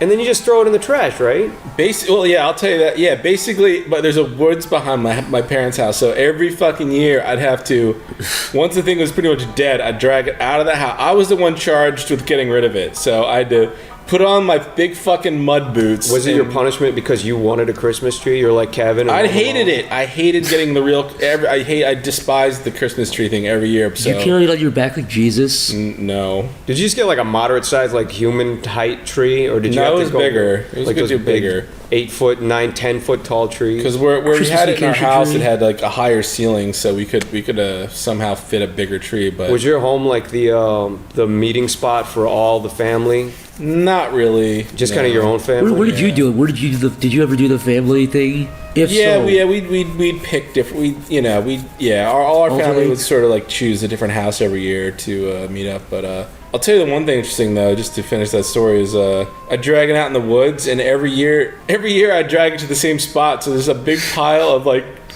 tree corpses from all the previous years. Oh, and they're all like degrading. And it's almost like a chart of like degraded trees all the way down to nothing. How many are sitting there now? There's a few. My parents actually stopped getting real trees a few years ago. They finally just had enough. So the fake trees are pretty expensive, but I guess you can just fold them up and reuse my family used that fake tree for a good 7 or 8 years, I think. So did mine. Yeah. In Ireland, gypsies sell the Christmas trees, and they try to scam you. They're real trees or like fake ones? No, real ones. They're like they just stand on the side of the road and they're like, "Hey, I want to buy a Christmas tree." Why are they really Elvis? No, that's how they talk. Hey, what about a Christmas tree, baby? Hey. No. Don't step on blue suede shoes. No, they don't. But they, so you have to kind of pine trees in Ireland, or is it like fake ass like firs and like it's just pine trees you use? It's pine trees. No, is it firs that you use for Christmas trees? We've got pine trees. Do you? Yeah. Because Ireland. We've got fine pine trees. We do. Fine trees. Fine trees. Fine trees. But in Ireland, like it never snows or anything, so it's not really. It never really feels that Christmassy. You guys celebrate Christmas? Yeah. I thought you had like Boxing Day or some shit on the 25th, and you celebrate Christmas later. Where the fuck did you hear that? No. It's Christmas on the Christmas day, and then the next day is Boxing Let Day. me tell you how many people give a shit about Ireland. It's just something I heard, and whatever, you know. No, Boxing Day is the next day. What the fuck is Boxing Day again? It's just the day It's after where you Christmas. walk out the street, you're all drunk, and you fucking hate each other in the mouth, and whoever dies I believe that. first wins. Is it just a celebration of boxing? The sport? Or is it like... Oh, I have no idea. Or is it like I think boxing it's like boxing stuff up and giving it. I think it's where you give stuff back, so you take it back to the store. I think. Oh, you're packaging I stuff. think I know it has to do with packaging. I'm pretty sure. I don't fucking know. What do you Should I guys do look it by up? that? Okay, Google. Mine just searched OK Google. Okay, Google. What is Boxing Day? Boxing Day, in parts of the British Commonwealth, a public holiday celebrated on the first day, strictly the first weekday after Christmas Day. Alright, thanks. What does that mean? What does it do? Just look it up on Wikipedia. You should like add something Okay, so... to that. It's a holiday traditionally celebrated the day following Christmas Day, when servants and tradespeople would receive gifts known as Christmas box from their bosses or employers in the United Kingdom, Canada, Hong Kong. So it's basically when the day after Christmas, you give, like, if you're somebody's boss, you give them, like... Oh, I see. Is that what that Isn't means? wonderful? Well, I like my version better where people punch each other in the We face. don't even call it Boxing Day. We call it St. Stephen's Day. We call it a Christmas bonus that you get before Christmas, so you could use the bonus on stuff for Christmas. Your countries are broken and backwards, and I don't like it. God bless America. God bless America, the God best bless country America. ever. God bless America. God bless America, God the bless red, white, and America. blue. Come on, guys. It's supposed to be Christmas. We're supposed to be all friends here. Fuck you. Ooh. Hey, No. what if we actually cared about each other? What gifts would we actually theoretically give each other if we were going to give each other something? You I'd give you a guys- Voltron and a BB gun, and I'd say, don't shoot your eye out, Jeff. Oh my And then I'd God. give you a crunky bar. But that's between me and you, my friend. Yeah, Explain fuck this you. just Fuck you and the briefly. I crunky still don't bars. fully get this thing. I've seen- Crunking each other. You want to sum up the crunks? Yes, for several years now, probably almost a decade, Stamper and I have been playing this devilish, sick game with each other where we call it crunking each other. Where basically there's this fucking video of this Japanese candy bar commercial. I think they're Korean. Korean. Okay, are they Korean? I think they might be. We'll put it in the description. There's some inferior. The band is country. called like Cat Tune or Cat something. Tune, and the candy bar is called a Crunky bar. It's almost like a Nestle. It's kind of like a Nestle. It's like one of those chocolate bars filled with kind of like rice or whatever. Yeah. But it's just a little candy bar commercial. But they're dancing around and they're running up the stairs, and this dude's biting into the candy bar and he's like brushing away his beautiful feathered hair, which doesn't look natural on him at all. And we were always trying to trick each other into watching this fucking video. I don't even know where it started. It's like, So it's like Rickrolling. It's really Rickrolling. yeah, essentially, but it's gone on for years, and it really advanced to like, I'd send him the video, and then he'd send me the video, and I'd be like, God damn it, and then like he would like send me the video, and he would put the hyperlink with different text, and then I'd click it, and then the fucking guys would come up dancing, and I'd be like, God damn it, and then like we would like send each, just like, dude, could you please look at this Flash document, or look at this Flash movie and see this animation looks okay, and then we'd embed the commercial right in the middle, and be like, God damn it, and then. And then once I imported a bunch of Crunky bars and I put them like all in Jeff's mailbox and around his desk, and this has gone back and forth so much. And then Jeff went out and got a card printed where like, Those recordable cards you can record a message. yeah, it's like on the front it says like roses are red, piss is brown when you're drunk, and then I open it up and there's the Crunky logo and it plays the fucking theme song. I threw it on the ground. I was like, God damn it! It's been even to this very day. I got crunked like 2 days ago. Really? You keep It's the doing dumbest it to me. fucking shit. I know. It never ends. It never ends. I ran the dude's face through one of those ASCII art filters and sent it to you. It was like in like a text document. Oh my god. So yeah, there's that. Well, I don't even know where. I was gonna buy a skull and put the feathered wig on the skull head and fill it with blood and Crunky bars and mail it to your house. Yeah, it's not over. It will not, never no, be it's never until you over. die before I do. Wait, what started that? What theoretically would we get? Oh. Wait. Okay, so that's what I get for Jeff. Niall, I'd get you a bunch of Black and Milds. I don't know, some pots and pans. Oh, thanks, man. Yeah. And Zach, I would get you a new brain, a new heart, and courage. I need the courage, I need it. I would get Zach a sick-ass jacket. Ooh, Good. yeah. And I would get myself Dick implants. dick implants. So my penis Yeah, would but be huge. I'd probably just buy you a huge, like, 80-pack of cigarettes and make you die faster, a bunch of booze. Thanks, man. I would, that's what I would give you. Dude, you'll die a happy man. And I'd give you a Wendy's gift card. Thanks, man. Oh, well, the Wendy's Wendy's gift gift cards go in your stockings. Those aren't real Dude, gifts. I want a fucking Wendy's gift card. I would give Niall a kiss on the mouth. No, I'd give Niall a mattress. He's sleeping on the fucking floor like a corpse. Oh, that would have been a better answer, yeah. My back is fucked up, but hey. Jeff. Yeah. Oh, Jeff. Oh, Jeff. What would you give me, Zach? You don't like gift cards, so I couldn't give you a gift card. I'd probably give you like some Street Fighter thing, like a poster. See, I've down known the Jeff middle. for years now, but I don't know what I'd give him as a gift. Get him a sick-ass tackle box and a fishing license. Actually, no, I would. I'd probably give you like a toolbox and a fishing thing. You Let's see the just toolbox. jacked what Stamper said. Well, I would. A toolbox is always good to have. I want one. It's kind of odd that you Just still like get 3 days gifts. ago. The last time Actually- any family members gave me a gift was like when I was 18. And then when I was like 19, my mom got me a carton of cigarettes and $100. And I was like, this is pretty cool, but you don't have to buy me gifts anymore. And then they just kind of stopped. Jeff, I would give you a Cinti card for your tablet. Okay. I've that'd be been good. convincing you to buy one of those for years, I but know. it's such a hassle. I don't blame you. I'm so scared of change, though. I swear to God, your dick will get hard immediately and spray like fucking Krakatoa. I'm scared of not being able to reach the keyboard as well. No, that's the beauty. Is your keyboard can go right under your tablet. Zach scares the shit out of me with his Cintiq arm because he just like fucks the tablet out of the way. Like he just Like grab push- it, I move it looks over. like it's about It to be is pushed. such a fucking oh my No, you God. don't grab it though. You just go like. If what? you have a Cintiq or a tablet and you draw on it, get an arm board, like a rotatable. I think it's like Ergotron or something.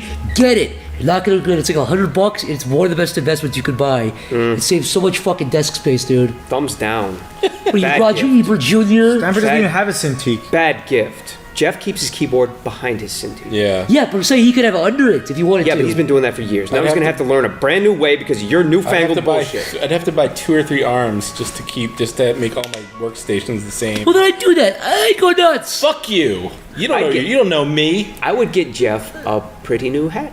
Thank you. I would get you. Jeff. I'd get you a Wawa gift card and a Cintiq arm. There you go. Fuck you. All right. Fair enough. I'd get Jeff a biker jacket that actually fits. Mine fits good. It's cut weird. Where if I raise my arms over my Oh, head, the it arms are doesn't- too short? Yeah, the arms are. I hate that. Oh, you Yeah, just it goes like this. Strange. Yeah, if you like walk like the Tin Man, Yeah. like you look fine. But the second you go up to point at something, it looks like you're wearing a 12-year-old boy's shirt. It Oh, like I creeps know. up your Man, arm. that's happened to me. Yeah.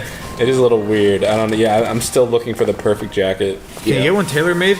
I don't guess know, so. but I don't really. I guess you could buy a jacket. You could buy a jacket that's slightly too big and then have them cut it down. I got a don't see why suit, not. but see, suits are different though. I got it's kind of off topic, but I got a suit and the sleeves I thought were too short because the little white part of the shirt came out. I was like, that looks stupid, and then I got it longer, and that looks even worse because it touches my wrist. The little white part of the sleeve is supposed to come out of a suit I jacket. know. So the other suit, I only have two. The other one I have, that one's cut fine. I look good in that one, I think. My arms are regular in that. But the other one I have is fucking, the arms are too long. This one time I went to the suit store to buy a suit, and I tried on the pants, and then I was wearing like these really flimsy boxers, and I had to stand in front of a mirror while a guy was measuring my legs, and you could see like the perfect outline of my wiener, and I know he was like staring at it the whole time, and I Did you felt look at so his fucking lips? uncomfortable. And then that's when I learned to wear like really tight boxer briefs when you have fucking suits on, because That's what I do. it's all just really I only wear boxer briefs now. I stopped doing it, stopped wearing regular boxers like 2 Well, years they ago. bunch up when you pull your jeans on and shit. Just wear boxer briefs like a normal. And who the fuck wears tighty whities, man? Yeah. Briefs. I remember when I remember when I was in like early like junior high school, and my mom, I was wearing those tighty whities, and my mom was actually like, "Listen, Jeff, you have to you should start wearing boxers." Yeah. And I didn't want to. I was being really difficult. I'm like, no, I like my tighty whities. You know who wears tighty whities? Dads do. They stuff their big dad dicks into the tighty whities and walk around. She knew I was gonna have to start like changing and like the Oh yeah, and then you're gonna get your ass beat. yeah, she's gonna prevent me from getting my ass kicked. That's a good parent, though. That's a good parent. Dude, you I know. have to thank her. But I was thinking about this recently. Like, I was like, yeah, when I was a kid, you have like your little Transformers underwear and your little Ninja Turtles underwear. But then I was looking at him. I was looking at this photo of this kid in his little, just nothing but his little Transformers underwear. I don't know why I just admitted that, because it's not like a family member. But he has like a little Decepticon logo on his wiener, right? And then when you turn around, like there's a Decepticon logo on the butt. And you think like the designers have to put the little logo somewhere. Yeah. But isn't it weird that they have to put like Ninja Turtle heads, like Bart Simpson just like opening his mouth right where the cock is? Yeah, there's only two places to put it, on the butt or on the wiener. Yeah. And it's like, well, you have meetings like, okay, so we're making these little Power Rangers. So we put the Red Ranger's head on the butt. No, that's a little weird. Have Homer Simpson drilling right on his dick. Yeah, put a little donut on his butt. Yeah. And then Homer Simpson's head on his wiener. Or you have like the little patterned ones. Those work better. I remember having little tidy whities that had like a little red strap and this. Yeah, I had textures on mine like that. I didn't. Mine were it was called white. feces. White as fallen snow. Doo-doo feces. I know we probably talk about like movies and shit too much, but are there any, just to briefly, like, are there any good Christmas movies you'd like to recommend to the audience? I think the Christmas Carol, the 1983 one, with who? With I don't know what the fuck his name is. Is not only it's shit because there's like 9 million Christmas Carol movies. But this one's like a 1983, and it's got the dude that played fucking Patton. I don't know what the fuck is C. Oswald Cobblepot. I don't know what the fuck his name is. But that's not only the best Christmas movie in my opinion, but actually one of the better movies I've seen. And the Ghost of Christmas Future is still fucking horrifying. Like I watched that movie for the first time only like 2 years ago. When the Ghost of Christmas Future came up, I was legitimately scared. I was like, should I turn the fucking light on? It had some scary sound effects every time that thing fucking pointed. What's the name of that movie? The Christmas Carol. That's that bullshit story where he's like, you boy, go to the store and get me the biggest goose, and then bring it to Bob Cratchit, and then come back here and eat my anus out. What was that movie? Miracle on, was it 34th Street? With Matilda, or that girl? Yeah, that was alright. But oh yeah, the one where the Santa was in the mall and he was like speaking Danish or something. they had to prove Santa was Santa in like a courtroom or something. Yeah, that one was pretty good. Yeah. Was it Jimmy Stewart in one of those Christmas on Miracle? It was I don't want to die. the one where it's like every time a bell rings, an angel gets his wings. That's not Miracle on Third. That's no, that's not. It's with Jimmy Stewart though. What's the movie called? It's a Wonderful Life. No. Yeah, that's it. Is it? Yeah. Is it? It's a Wonderful Life. Yep, that's got to be it. I'm pretty damn sure. That's what it ends. Sorry if I'm wrong. Yeah, goodness gracious. But as far as like modern movie, or not so modern, but like Die Hard. That's a great Christmas movie. Fuck yeah! Die Hard, the best Christmas movie. Wonderful Christmas movie. There's a few movies that play every Christmas on TV. It's like A Christmas Story, Christmas Vacation, How the Grinch Stole Christmas. The Grinch Stole Christmas. What else? In those fucking Christmas creepy, with the Crank.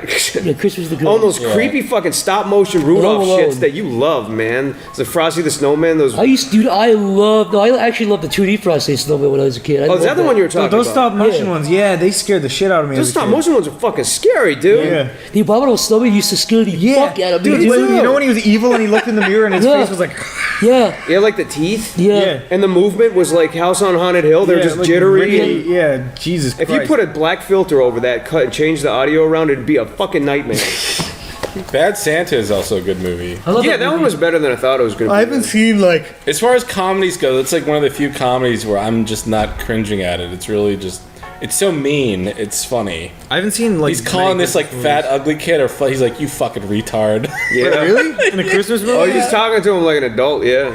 It's weird when like they're casting this movie and they're like, yeah, we just need a fat, weird looking kid that looks like a retard. When he calls him a retard, it has to be believable. So who told me this? Okay, I think it might have been Niall. But I've always wondered, like, you're watching a show, like, say you're watching Breaking Bad, and you need somebody that's got a really fucking horrible looking face. It looks like they legitimately take meth. Yeah. You don't want to be, it's all gone. You don't want to be the dick and be like, yeah, we need a really ugly woman that looks like she's been taking meth. Somebody told me that what they ask for is a character face. Yeah, that was me. Yeah, they put on like the paper or whatever when they're looking for auditions. They say character face, and then all the ugly people know that that's them, so they all go down and audition. What do they do with like the huge obese people though, where you have to like call them fat and obese like in the script? Character body. Character body. I don't know. It just always makes me uncomfortable. It always 'cause, says like, fatty in the casting call. Yeah, they're being really mean in the script. It's like they're just being mean. It's like there's a scene where you're being really mean to a fat person. I couldn't say like over dude, like, over as an 400 actor, pounds. Yeah. It's like in this scene, you have to call him a fat piece of shit and really hurt his feelings. Feel free to ad lib anything. It's like, dude, I'm not gonna ad lib. I'm sure they say like must be over 400 pounds and must be willing to get like You know Made that? fun of, or yeah. That's most of the fat people I know has got a good sense of humor about their weight. They're like, yeah, I know I'm fat. Fuck you. Let's go to Cheesecake Factory. Get some cheesecake. Okay, enough talking about these big, fat, worthless subhumans, as Jeff always says. Let's talk about something better like Christmas. Christmas. It is the Christmas special after all, guys. Subhuman. Guys, my stomach is still rumbling, and I it's love still calling very people hungry. subhumans. There's no Anyway. food, and What are you in the mood for, Niall? any food. Dick, I'm dying here. cock, penis, scrotum, wang, fucking bang. Wieners. Yeah. Hungry for wieners. Yeah. Dang it. I don't know if I should do this podcast anymore. Put a little wiener in a little hot dog bun. Put a little ketchup. Mustard on your little hot dog. Niall, hot dog bun wiener. I've always, these guys, you know, me and Stanford Jeff, always talking about coming, like, jizzing on you as a joke and totally just pranking you. Oh no. You know, like, you know what I mean? Like we walk up to you, just come in the back of your head, you don't even know. Yeah, you see one of those videos on I was gonna say You fuck. YouTube, but they don't. Where like Japanese guys reading the newspaper really angrily. Turns out he's jerking off behind the newspaper, and right as he's about to finish, he runs up to a girl and comes on her, and then runs away. I always forget, it's not called sharking, it's called, I always forget what it's called. There's ones where there's people in a hotel, and And then she they wait. doesn't even know what has. She's like, what? Oh, it's fucking awful. Some girls just are like, oh, they take out like a napkin out of their purse because they're so used to getting called like that. Oh yeah, There's that's true. There's somewhere they're She's like, like, not again. there's somewhere they're like on a balcony on a hotel, and there's girls walking by, and then they just go, oh, and then they just like blow their load all over the girls, and they're like, There's but they're videos gone of back this? in before they can like see who it is. Are there videos of this? Yeah, it's all on I eFuck. would just think it's like bird shit or something. Maybe I'll watch Would you it. please put a Christmas theme on this? Like, Well, and they Snow's go, White- oh, Okay, Merry okay. Christmas. You think Santa, whenever he walks into the elves' workshop, he just comes in the back of their head and runs away? Thank You you. think Santa Claus ever does that with the newspaper? Just comes on the elves and he's like, Like, you better make some fucking nutcrackers. I'm gonna come on you. What are you gonna do? Quit? I own you. What are you gonna do? Quit, bitch? Start walking. Start walking across the North Pole and die. How do you think Santa shows like proves a message to all the other elves to work harder? Like if there's one slacking off, you think he walks and just fucking hits him in the back of the head or something, or kills him in front of the other ones? You think they're up there making Xboxes? No. and He'd shit? never do that. He just like. I'm trying to think of like a good movie reference. You know, like in Judge Dredd, where they send him out into the desert or whatever. Oh, into the cursed earth. Yeah, the cursed earth. Like Santa just sends him outside, like naked. In the blizzard. I think Santa would walk into the workshop and all the elves would go quiet. There'd be one sleeping, and Santa would be smoking a cigar. Then he'd pull out a gun and shoot the elf in the back of the head, and just drag it back with him. It's like the end of Star Trek 6. Yeah. They Star Trek 6, they force you out into the cold if you misbehave. Anyway, I like Star Trek. yeah, me too. I like Star Trek more than I like Star Wars. Me too. Let me tell you that much. I like Star Trek way more than I like Star Wars. Oh. I mean, I like Star Trek way more than I like Star I Wars. was never a fan I'm of, with you. of either, but I like the Star Trek movies. Although it's kind of an unfair comparison. It's just because they're both They're like two different Star genres. and Yeah. Not Star genres, Wars but is it's- childish bullshit. You don't like Jar Jar? As cheesy as fucking Star Trek can be, I still find it way more enjoyable. I'm just so sick and fucking tired of hearing about Star Wars every day. I can't escape I don't it. care about lightsaber battles. Are you talking about Next Generation or like Shatner? Oh, we Star just Trek? alienated all of our fan base. I like, the original's alright. Next Generation and I think Deep Space Nine is my favorite. Yeah, I think Deep Space Nine got a bad rap. It did. It's pretty good though. But Voyager's kind of. I mean, What? what? I was gonna say. Go ahead. What would your guys' ideal guises? What would your guys' Yeah. guises? Stop saying guys. Guys. Guys. Geysers. What would your guysers? It's like double plural. What would your Guys. guys? I'll be Jewish here for a second. Goys. What would your guys? What would your guys' ideal Christmas be? If you could just, if you could choose anything in the world, what would your perfect Christmas be? Silence, working. My favorite Christmas could be having it not Christmas. It's not Christmas. It's fucking Friday. It would be. Is it Friday? Dead silence? No. It's like Tuesday. It's not Christmas. It's fucking Tuesday. Fuck. Mine would be sitting around the fire with my kids and giving them presents and seeing the big old smiles on their face and kissing my wife. God, really you were want fucking kids? wistful, man. Do you really want kids? You just like invented a whole life that you don't even have in your fantasy. It's great. But yeah, but it's nice because the kids will be happy. My ideal Christmas And my would wife- be. Stop You know using this what? podcast to get pussy. My ideal Christmas would be sitting there with Niall's kids, making him smile more than Niall, and kissing Niall's wife in the mouth. That'd be my ideal Christmas. Niall's like John McPicard in Star Trek 7, where he's wistfully dreaming about having a family, but he was full of regret. That he prioritized work over family. And Shut up, nerd. Listen, Faggot. My Anyway. ideal Christmas is coming in when Zach is kissing Niall's wife, and I come in and I rip all the toys out of Niall's kid's hands, and I start playing with the fire truck, and the kid's like, I want to play with the fire My truck. kids would never want a fire truck. Huh? My kids would never want a fire What the truck. fuck do you know? You're not the dad. You What left would when they were they young. I came in and saved did them. not. Kids still want fire trucks. There's Tonka trucks in the stores. There's Tonka trucks in the stores. He doesn't- still. Stuttering Stanley! Stuttering Stanley! Stuttering Stanley! And they're like little cat machines. He doesn't want a fire truck. What does he want? Cool things? No. You don't know what your son's gonna want. He doesn't want a fire truck. Everyone's with those little digger toys and fucking fire. Fire trucks are cool. So RC cars. He What thinks do you that mean? they're lame. He wants a Wawa Pez dispenser. Don't talk about Joey I'm like gonna that, buy one of those, faggot. by the way. Yeah, I'm gonna kiss him right on the mouth. The Wawa Pez dispensers? Yeah, the Oh, Did you see Wawa that? Truck. Yeah, I'm buying that. Dude, that I'm made buying me laugh so hard. I was like, oh, We were in Wawa yesterday, and I just saw Zach just laughing to himself, and I just went over, and he was just laughing because there was a Pez dispenser with the Wawa, like, stock truck as the Pez dispenser. like when you put boxes. I was like, dude, some kids like what Darth Vader or like Yeah, it's a semi truck with a trailer on it. it says That's the Wawa, Pez and I was like, dispenser. dude, Did you guys ever get the Hess trucks for Christmas? what are those? Hess gas stations, whatever. Yeah, every year, the Hess gas stations, they come. I don't know if they still do it. They come out with a Hess toy truck, and it's different every single fucking year. Really? But my grandfather would give me the new one every single year. But it looked like a tractor trailer or a gas tanker, or it would have like a little secret compartment in the back that had like a race car in it. It would like every single that's year pretty it's sweet. different. Yeah, Yeah. they're kind of cool, but you're like, oh, cool, and then it just goes in the basement. You never see it again. You should collect them all and put them up Yeah, on the there's shelf. a somewhere. lot of people that do collect them. So How they're big are probably they? not that- they're good size. Like they always come in a box. About the size of a Wawa hoagie. Yeah, exactly. Yeah. $5.99 for a limited time. Enjoy a delicious Wawa hoagie with turkey, sprinkle of Parmesan. I almost had it. What else? Lettuce, Mayo? tomatoes, onions. There's mayo Light on that. mayo. No onions. This is the No Zach, onions. this is the Zach special. Disgusting. Onions are disgusting. Well, fuck you, dude. I love onions. Fuck you. Fried onions are like a burger. Delicious. Give me more. I'll show you my fucking Onions are burger. great. Fried onions are better, okay? Sauteed onions. Raw onions are what fucking ogres eat. Like you. Fried onions remind me of foreskins, so I can't eat them.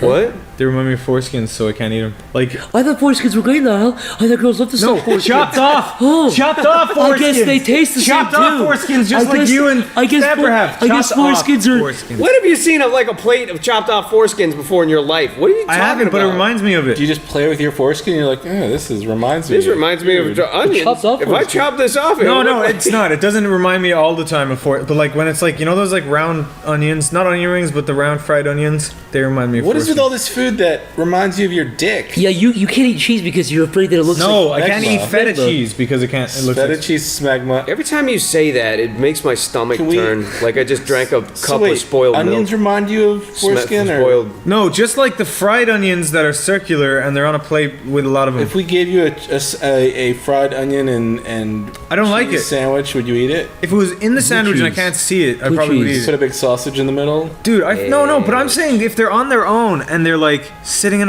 a plate, Why don't you grow the fuck up and understand that they're onions and just eat I them? can. Should've No, I put do. hair on It's your just that my chest body now. doesn't like to eat them. I know what they are. I'm Niall. I can't eat peaches because they remind me of testicles.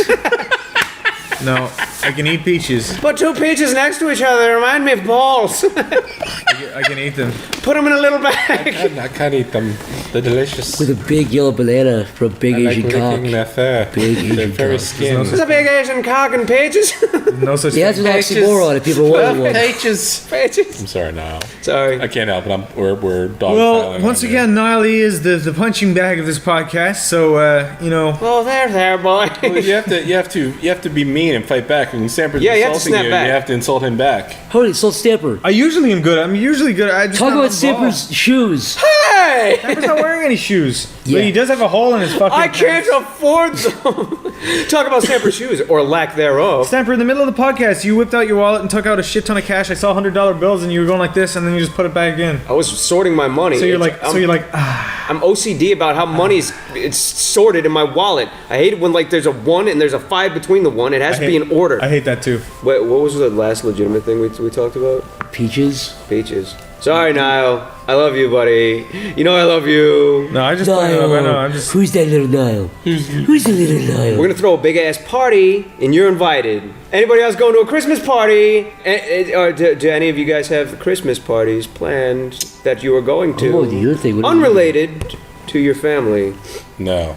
We did go to an I event. skipped them intentionally. We did go to an event a couple days ago. People invite me. And you were there, Stamper. Jeff, you were there. Would you consider that a Christmas party? Yeah, yeah. It's a holiday party. There was some dude with a fucking. There were two dudes with the shitty Christmas sweaters. So again, it's a Christmas party. Those guys made it a Christmas party. Why can't it just be a fucking holiday party? Again, why is it a Christmas party? I mean, they were forcing you to give you kids' toys to get in. For Christmas, yeah. For gifts, so. Yeah. That's Oh, aren't they great people? But they are donating to charity, you cocksucker. Jeff, do you want to go into detail about what the event was a little bit? Why don't I explain it? It's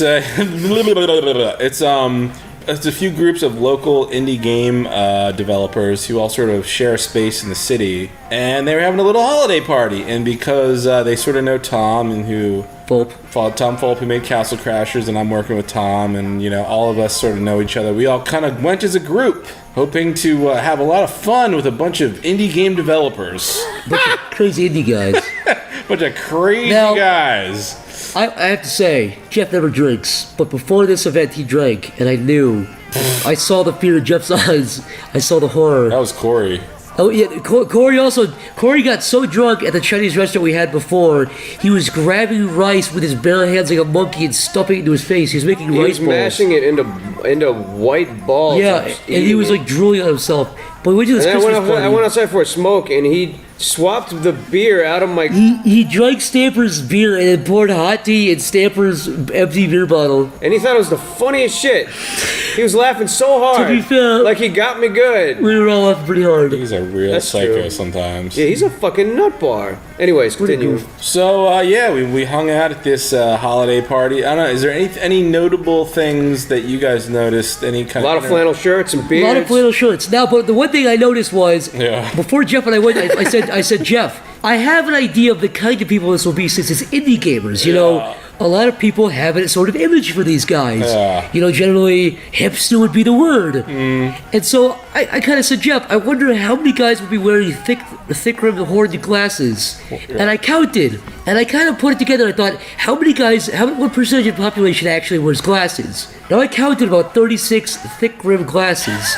And then I was like, there's so many guys with thick-rimmed glasses, I started counting guys who had regular glasses. 4 guys had regular glasses. They were probably out of town. Yes. Out-of-towners. Yes, exactly. But yeah, every fellow there did fit the description. Beanies, thick-rimmed glasses, beards, flannel shirts, and skinny jeans. I didn't know what to expect, but to be fair... my good friends were there, yeah. Oh, some great guys were there. To be fair, all of them I talked to were really nice. Nobody was talking about feminism or the patriarchy or anything like I was probably kind of expecting. Yeah, I was expecting to see that too. I felt like we were the pieces of shit though. Like we were the outcasts. Yeah, you were the bums because you didn't have a fresh haircut. we were like hoodies and we had like 5 o'clock shadows and they were like all like had the beards. They were all chipper. They were all super excited to be hanging out with each other. There was a whiteboard there, and we took advantage of that. Yeah, there was a big whiteboard that was totally. It looked like untrampled snow to us. I drew. Yes, Jeff, tell everyone what you drew on this. Well, Zach, as everybody could probably figure out in like 2 guesses, I drew Hitler. I was gonna say. No, you didn't just draw Hitler. You made Hitler say something. That was my guess. What did Hitler say, Jeff, next to his face? I drew a little word bubble that said "Hail indie gamers!" Exclamation point. We drew really disgusting. And I laughed to myself and I walked away. Yeah. And left that to be discovered by. And then Jeff went to get pizza with his friend, and we all thought Jeff left for good. I'm still trying to figure out who is responsible for this. Yeah. I was like, listen, I said to these guys, listen, I'm gonna get some pizza with a friend of mine who lives in the city, and I'm gonna be back in like half an hour because you guys just got there. And I ate my pizza, I talked to my friend, it came back, and you fucking guys were gone. Incorrect, baby. I was there. Stamper, you convinced me, like, Jeff's never gonna come back, and I was like, you convinced me. You grabbed me by the arms and said, fuck Jeff Bandel. You see that guy, Jeff? Should I tell the story about Crinkles? I don't know if he wants me telling this. Sure, let me just take a look really quick. Crinkles? Yeah. Pringles. Did I tell you about that when I saw him outside? No. I come back and I see Crinkles, who's the creator of the Madness series and games and stuff. He's standing outside a little little intoxicated, but you know he's all right. But he's standing out there looking really mad, and I'm like, "Hey man, what's wrong?" Oh yeah. He's like, "They're not letting me back into the party," and I was like flabbergasted. I'm like, "They're just a bunch of indie gamers. What do you mean they're not letting you back in? What they don't believe you were there before? Or you don't have your ticket?" He's like, he's like, no, he's like, because you have to go up a flight of stairs to get to the door. He's like telling me they're not even letting him in the entrance of the building, and I'm like, this is really weird. So I was so confused. I was only paying attention to the one door where there was a bouncer out front, and I'm like, wait. And I just said to the bouncer, I'm like, hey man, can we get inside? And he's like, you two, he's like, this is a club. You two are looking for the door next door. And it was just, he was pissed off at the wrong guy in the wrong door the whole time. He was trying to get into the wrong building the whole time. He was trying to get into a nightclub for like 10 minutes and didn't realize it wasn't the Christmas party. Then he went upstairs and got a little bit more drunk. A little bit more, dude. He was doing the wobble walk. Yeah, he was a happy man. He slapped me on the back so hard he almost knocked me over. Yeah, he's a violent man. How you doing, Stamper? Whack! It's like, come on, man. He's very intimidating. Yeah. But anyway, yeah, you guys fucking bailed on me. Went home. I really thought Stamper fucking vouch for me here. I did ask about Jeff at least 10 times. Tom said Tom's blaming you. You're blaming Tom. Me? He's blaming me? Not really blaming, but he said, oh, Zach said. No. Zach. No. Yes, he did. Stamper, you were there. How many times did I ask? Is Jeff coming back? Like, should we wait for Jeff? Everybody, it's not your fault. But Tom, before we left, Tom said Jeff definitely got a train home, and I was like, all right. But I asked about Jeff. I cried that night because I thought about Jeff. I kept. There's a lot of misinformation here about who. I definitely asked my about you, friends Jeff. ditching me in Jeff, the city. Listen, except for you. When you went out for pizza, was it good? Can I mention something about that, by the way? Yeah. I know exactly what you're gonna say. All right, listen. Okay, I didn't tell anybody. At the last minute I was gonna hang out with my friend in the city and get pizza. So we walk out of the building together. I walk outside and I meet him, and all of a sudden I see you and Crinkles standing out. Is it you and Crinkles standing outside? Maybe me and Lewis. And it's like you just see me walking down the street with this other mysterious dude. Yeah. And I'm like, oh boy, this looks a little. I can't lie, we made a couple of gay jokes. Of course you did, and I don't blame you because it looked very mysterious. And I'm like, oh boy, this doesn't look good because I see all of a sudden I make this surprised face because I see you guys like I'm almost caught being guilty about something. I'm like, oh fuck, this looks gay as shit. I don't know why, but I just had this feeling that they think we're being gay or something, and I'm like, you that's weren't not what's holding happening. Hands. You were just walking We down were the not street holding with the dude. hands. Did you get sausage with your pizza, Jeff? We were just fucking getting a piece of pizza, Two slices and or one. reminiscing about college and coming back. Did you have your hands? I honestly asked. No, sir. I honestly want to know if you found like a good pizza joint. Like, That's what's interesting about City Pizza. Is there a glory hole in there? This place I went to was so. This pizza place had good pizza, but it was so run down. It was almost shocking. Like a lot of those mom and pop pizza places are. Yeah. It looked like it was like a bombed out like war shelter. Like it was so run down and dirty inside. I couldn't even believe it. But everybody inside was just like, oh, this is normal. This is like a city pizza joint. That's City Pizza, Philadelphia, Pennsylvania. Stop in and have a slice. I think it was called like Pete's Pizza. Oh, Pete's Pizza. But the guy was nice enough, and he gave us our pizza, and the pizza was fine. And was the sauce tangy and delicious? Tasted freshly prepared I'm on fucking premises? hungry. Stop it. Tasted like every other pizza Guys, out you there. make my stomach bread, go sauce, crazy. cheese. Done. Okay. Yeah. No, don't get the pizza there. Get the pizza here.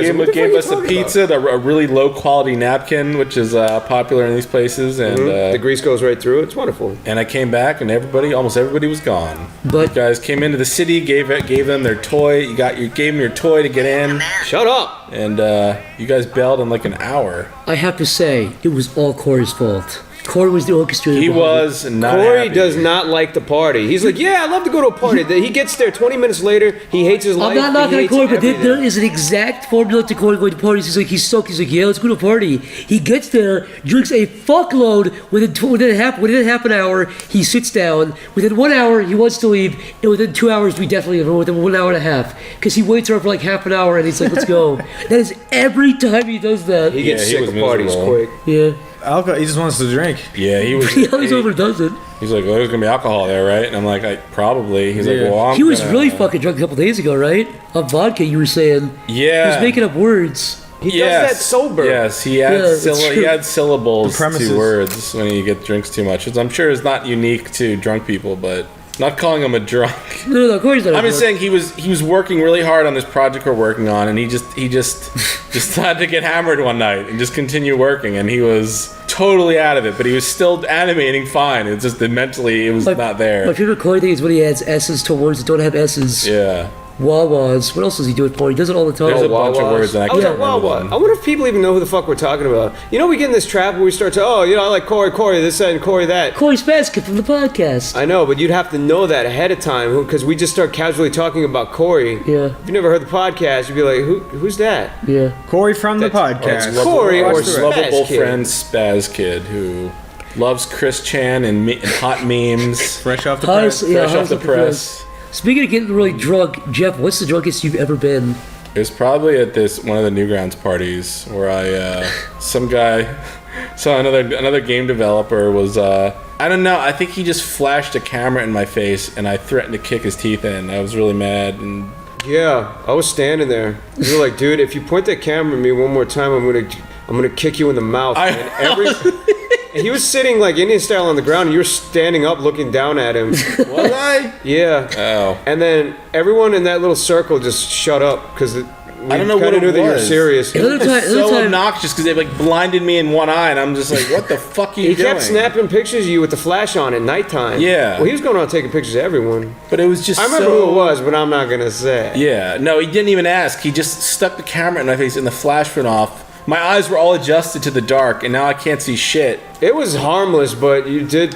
But I sort of felt bad about it, but that's probably not the drunkest I've ever been. But that's One of the drunkest the times? situation where the alcohol probably most affected my behavior. Last MagFest, which is a convention, if you don't know about it. Yeah. You might be going this year, maybe. Oh yeah, should are you gonna talk about what I did there? Yeah, I was in a room with Jeff, and Jeff, Jeff. Sometimes people say he's bitter. He's not bitter. He's a funny guy, But sometimes when he gets drunk, he does get a little bit. People take him a little more seriously than they probably should. Jeff, explain yourself, Jeff. Listen, Explain yourself. What you do to this poor man, I can I didn't just think say I who heard it this was. story. It was left-handed sock. Yeah, this is a guy called Noah. oh, And I went up to him and I was, look, I thought I was being funny, and apparently how it always I was starts. the only one. I thought it was funny. I was laughing, dude. I was next to both of you I guys. said, listen, I started talking to him. I'm like, listen, man, you look like a lumberjack. And he's like, yeah, he's like, you're right. People have said I've been lumberjack. And I'm like, yeah, you just look like some asshole in the woods that just chops down trees all day. That's what you look like. And I'm laughing to myself, and he's just like, He's getting uncomfortable, but he's trying to keep the situation calm and make sure and I it's said, like you know it's like what? a borderline bully thing to do. I was bullying him. I was polite. He's trying to be polite. There's I'm a fine line between taking stabs at people and bullying someone. And I said, he just kept taking it, and I said, it's like I'm just thinking right now. I'm just like, if I had an axe, I just can't decide if I want to chop your head off horizontally, through your upper and lower jaw, or vertically cut your head in half. And by the way, as he says that, he's making a swiping motion an inch away from his face I'm with his making the hand. axe motion with my hands. Yeah. I'm like, I was fucking dying laughing he's because like- it was so uncomfortable to watch. he's like, wait, so you're gonna cut my head off at the neck? And like, no, right kind of between the between your ears. upper and lower teeth. Yeah. Right in the middle. Kind of comedically, or cut you down the funny. center. I can't really decide, and I'm laughing, and nobody else is laughing, and then It was uncomfortable.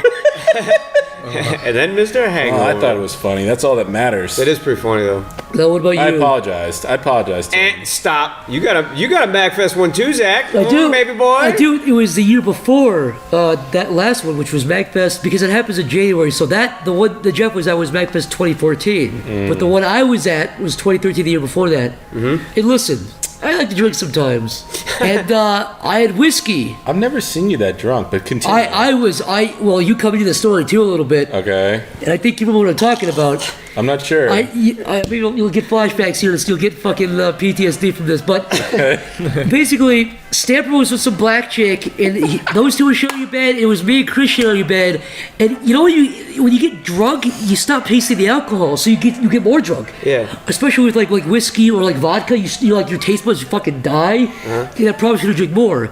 So they ordered. I don't know why whiskey was in the room. I think Mick Rice Pirate ordered whiskey to the room, and I started having it. I ordered. Dude, Coke. you cleared like half a bottle of Woodford Reserve by yourself. I ordered no Coke to ice. the room. I ordered Coke to the room, and I was like, "Fuck it!" I was like slammed that. I was like, "Damn! My taste buds are gone. I'm gonna keep doing this. I'm gonna get drunk." And by the way, this was the night before we were supposed to do a panel. Yeah. So we had a panel planned. Yeah. We were pre-celebrating the panel we were gonna do in the morning. So I'm drinking this stuff. I lose my taste buds, and I'm getting more and more. And with vodka or like heavy liquors, it's also like it all hits you at once. Like it keeps coming at you. It takes like 20 to 30 minutes to really hit you. So it's kind of like a delay. It's like a debt. Anyways, I'm drinking this stuff, and I didn't black out. But after a while, I was like laying in the bed, and my fucking head was spinning, and Stamper was in the bed with that black chick, and I was like making noises. I think they were fooling around. I kept making fart noises. Like I was like I was laughing to myself.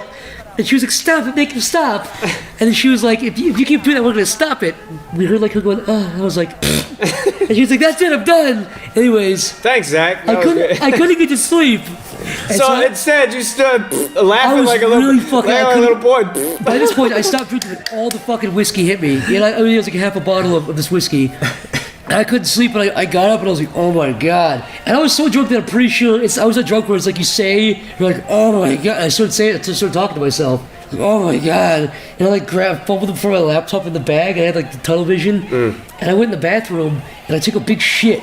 And I probably sat there like with my head wobbling back and forth, staring at the wall for like 10 minutes without realizing. And I got my laptop. And I was like, "What do I do?" And I got on Skype, and I was like an inch away from the laptop screen, trying to see who was on Skype. And Jeff was on Skype. And he didn't go to MagFest that year. And I called Jeff, and I was like, "Hey, Jeff, do you remember this?" It's coming back to me. Yes, I was super drunk, and I was like, there was a big like rotty shit below my body in the toilet. Like, you know where I am right now? Yes. I'm like, where? I'm on the toilet. Yes, I kept saying, that's the only thing I remember. I was like, "Jeff, I got a big shit, and my balls are hanging down above the shit." And I was so hooked on that for some reason. Isn't that weird? Technology amazing. And I can't remember what you do. I just remember you going, yeah, you're probably fucking with me. What do you recall from that? That's all I remember. I don't know why I called you, but you were like working. And I was like, "What are you doing, Jeff?" Yeah, I was like, "What are you doing, Jeff?" You were Guess what I'm doing? I'm taking a shit. Yeah. And so anyways, I was like, "All right, I'll see you later." I was probably talking to smokers for like 30 minutes. I was probably saying the same thing over and over. And I was like, "All right, I'll see you later." I slammed the laptop, and I was like, "Man, this floor sure is cold." And I laid on the floor, and I went, I fucking puked. Oh my and I was God. like, "That puke's nasty, but this floor is still cold. I'm going to bed." And the next thing I remember is like 2 hours later, Corey opening the door of the bathroom and hitting my fucking head. And I was like, I remember Corey looking down at me, and I was like, "Ugh." And he was like, "Are you gonna do the panel?" And I was like, "No." And I closed the door, and I cleaned the vomit. He wasn't even concerned that you were dying on the floor. I was He's covered like, in my own "You vomit." want to go do the panel? Yeah, and anyways, it was like my jacket was ruined. I crawled back into the bed, and then laid on my back and fucking passed out. And Stamper, you want to tell from your perspective where it goes from there? Yeah, we went downstairs to or we were all getting organized to go to the panel, and we were trying to wake you up the whole time. We were screaming in your face and shaking you and slapping you and trying to wake you up, and you were completely out. Yeah. And we were like, "Fuck him, we'll just go do the panel without him." And we went downstairs and we did the panel, and as the room was filling up with people, I remember thinking, man, Zach had a lot to drink, and he wasn't responding to any of that physical violence. I think he might be dead. And then the panel started, and we were like, "Hey guys, how's it going?" Didn't even think about you anymore. Yeah, no. And then you got pissed like the asshole you are. No. Here's what happened, dude. I was drunk for like 24 hours after I had that much alcohol. Thanks for doing the panel without me. Yeah, so I woke up and I was like so drunk, and I was like, I smelled like shit, and I was like, "Oh, they fucking did the panel without me." And I texted Chris, and I was like, "Fuck you," because I was looking forward to the panel. And then Nick Rice brought me up fresh bottles of water, and I took a shower, and I kind of got cleaned Papa up. Mick. He's a great guy. Dude, Papa there was Mick. vomit everywhere, man. You had like 5 bags of vomity clothes. It was nasty. I had a good jacket that I ruined. But anyways, I got sober by the end of the night, but it was like 7 p.m. And even at 7 p.m. we were out eating dinner, and every like 5 minutes, like, "Excuse me," and I fucking puked in the bathroom and come back out. Yeah. Man, it was horrible. That was the last time I had whiskey. That's a hangover, man. Yeah, man. You puked, passed out, had no water, got back into bed, still had no water. Yeah. You were paying for that shit. You play, you pay, right? I did a very bad thing with that. Should we talk about Mick's drunken escapades Yes. at MagFest? Which one? And for those that are Mick's the creepy molester guy who talks at the beginning of the podcast. Not Stamper, the other one. The other one. There is a world. There was Right. That's how that which no guy. demands. But Yeah, sorry, Here Mick. is a word. no, Mick is a very nice guy. He's one of our good friends. Mick Rice Pirate. Wonderful gentleman. Wonderful Hardworking, gentleman. talented fellow. Even though he's Asian, we still like him. Like Louis C.K. is Mexican and you can't tell, just like Mick is Asian and you can't tell. They both Well, look you like can white kind of guys. tell. Is Mick like half Asian? Yeah. Yeah, he's got features, but he's not Asian. I'd never be able But he's to like, tell. yeah, but he's like tall and buff. So like in like Japan, I think they like worship half Asian people and half Western people. They think There's they're like like magical Or do hybrids. they like call honestly him, like, they do. a Yeah, all the chimera? movie stars are like mix. That like they all like kind of look like that too. Anyways, going to Nick's crazy Well, ass. I wasn't You know- done complimenting Mick. He looks great. Fuck He Mick. looks great Very in handsome jeans. guy. In jeans, he looks yes, great. he's very handsome. His face Fuck is him. alright. He's like a Has butter a nice face. butt, you know. If his butt looked more like his face and his face looked more like his butt. And Oh! Anyway, yes, just kidding, He's he's very, very handsome fella. Anyway, so I always assumed he was a pretty level-headed guy. And this is one thing that occurred at MagFest that I really was not expecting, and I missed the whole thing. I basically came into the story after it all happened, but apparently, I don't know, I'm not sure who challenged who, but him and one of Chris's Irish friends, was it Maddie? No, It was Patty. Patty. Patty. They decided to go outside while it was freezing cold and snowing out, And have a bare knuckle boxing. rip their shirts off, and have a bare knuckle fight in the snow outside. Mm-hmm. Like they were not like friendly. They're not having like these friendly little jabs. They were really It was going. like a fight, but it wasn't. Real fight. They don't hate each other. It was just like, hey, let's get all the sexual tension out. It was like this shit in like gangs in New York where they're out in the snow, like doing their like 1930s boxing style. And Yeah, they were clipping each other in the face hard and laughing every time. I was like, what is this psycho shit? And it was the one time I was so pissed off at my phone. You know, like those times where the one and only time you need your fucking phone It to doesn't work. Yeah. It's not fucking working. Yeah. I'm sitting there with all the capability to fucking film this thing because it's the most bizarre thing I've ever seen in my fucking life. And of course, all I have is Kodak memories in my mind. Hey, at least you weren't making your memories behind this the veil of a screen, and at least they're in your brain. Listen, Linus, if you don't shut the fuck up. so, if you want to recall what I don't, but basically I heard, Mick fucked up his hand and then he body slammed Patty. I heard he lifted him up and threw him. Yeah, he Patty's picked up much Patty like smaller. a bag of trash and threw him in. Patty's like a little guy, like, but he likes to think that he's like this huge big tank. But he's like, He is a tank. He's a No. little scrapper, dude. no, the thing is, he's like 5'8" and he's muscular and like he's pretty muscular, like he's fit looking. But like Kick our ass. Mick is like 6'3" and just fucking beefy. Yeah, like, Mick- there's no way Patty would Mick doesn't have ever. a six pack, but he's fucking built. You could run headfirst into Mick and Like, break your oh, skull. Mick has dad body or man body. Man body. Oh yeah, Freudian slip right Yeah, there. and I honestly couldn't tell who was going to win that. It Patty- could have gone either way. Mick's like 6'2", and like, isn't he? He's Yeah, tall. he's tall. I honestly didn't think size mattered in that at all. Wait, no, he weighs more. He weighs like 200 something. oh pounds, yeah, he right? weighs like Patty would weigh 150 at most. Yeah, Yeah, but Patty probably has more. What's it called? muscle. Like Not muscle. Endurance. Yeah. He's like a little Tasmanian I'd say devil. so, yeah. Scrappy dude. Mick just drinks a lot and records voices. In Street Fighter terms, it was like Fei Long versus Zangief or something. How about that? Yeah, there you go. So yeah, I don't know. They pretty much beat the shit out of each other, and then kind of came back inside. Got a drink. And I then- missed all of it. They didn't even want to build up an audience. They just went outside alone, like psychos, and fought and came back inside. Yeah, Mick was like, "How bad is my eye? I can't bend my finger." And I didn't his see finger Patty was for the rest of the his night. finger was fucked up for like 6 months, dude. I think is it still fucked up? I It think was like so. in broke a it. self splint. It was just straightforward. He couldn't Yeah. bend it, and it was all swollen and purple and weird. Well, yeah, that was that. Welcome to MagFest, the happiest place on earth. But, Speaking of the happiest place on earth, I went to Disney World about a while ago. No, I can't do it like that, can I? Yeah, you can. That was You a good almost had segue. us. That was a really good You know, segue. the holidays are a time for couples and love and all sorts of fun things. And Reflections Niall- on your past mistakes. Niall decided to go to Disney World with the love of his life. Continue, Niall. Well, I don't know. The wounds are still fresh, man. Okay, I'll say. I'll tell it on the podcast. Great. God damn it. You guys are fucking assholes. I don't know if I should. Well, okay. Well, look.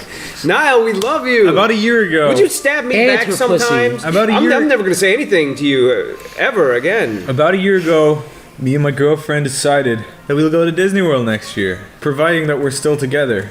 Like, we were just being realistic, so we were saying that we go to Disney World together. And then, like, yeah, throughout all the year was great and stuff. Then the fucking day before we went to Disney World, we broke up. And I still went to Disney World with her and her parents. I still don't understand why you did that. Because, like, okay, it was the night we broke up. We were going to Disney World at... I had to get up at 3 a.m. We broke up at, like, 11 p.m. Who broke up with who? You broke up with her? We actually broke nasty. up... You make me sick. We actually broke up with each other. It was a mutual thing. But then... You guys punched each other in the face at the exact same time and knocked each other out? No, it was a mutual thing, but then I kind of asked for her back, and she said yeah, and then 20 minutes later I got dumped again. But anyway, so she got the upper hand there. But like no, we're still okay. We're still like best friends. Like honestly, she's still great. But anyway. Oh, she didn't like the mutual thing, so she's like, yeah, I'll take you back, motherfucker. Bam!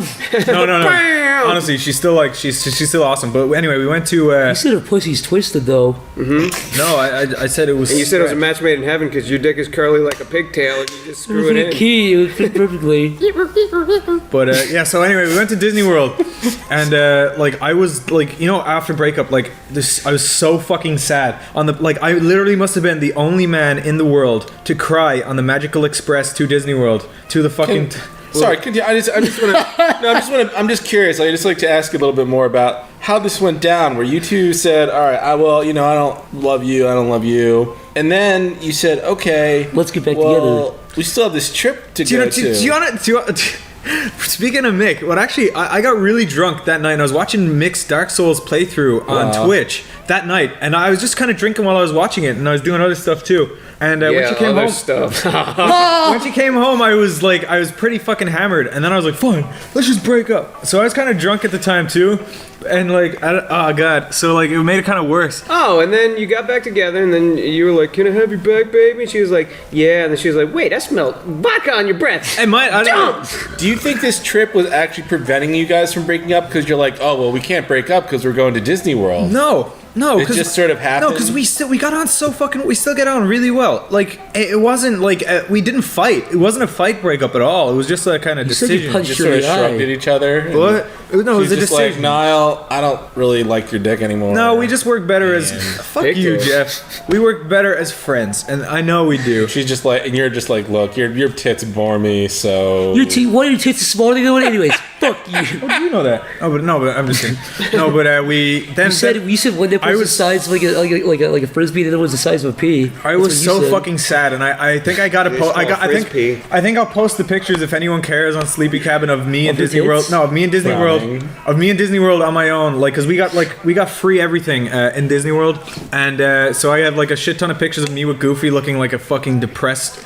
You should see it. Oh, you're really hamming it up good for the cameras, huh? Me standing. No, cause I didn't want her to see it, and then me standing in front of the magical tower, like with a fucking pout on my face, like the whole time. And I was trying, like, the last thing I wanted was to ruin the trip for her and her family and be sad the whole time. But like, I could not help it. Like, I couldn't eat, and we had a free meal plan. We could go to 2 restaurants a day and eat 3 meals at each restaurant a day, and have 2 snacks at any stand a day. And I couldn't eat a thing. And I was just like trying to act like really happy. I was like, like the only thing that made me happy was when I was happy sound. I was like, no, that was a trying to be happy sound. And then the only thing that would make me happy is with like the duration, like the 20 seconds or whatever. I'm on a roller coaster, I just go back to normal, and then the second it's over, it's just like, pow. This happened. This was like a week straight for all of Disney World, and like, it was just a beautiful irony. I thought. Did her family? Did you two tell her family you were broken up? Yeah, they knew. What they do? They told me it was going to be awkward.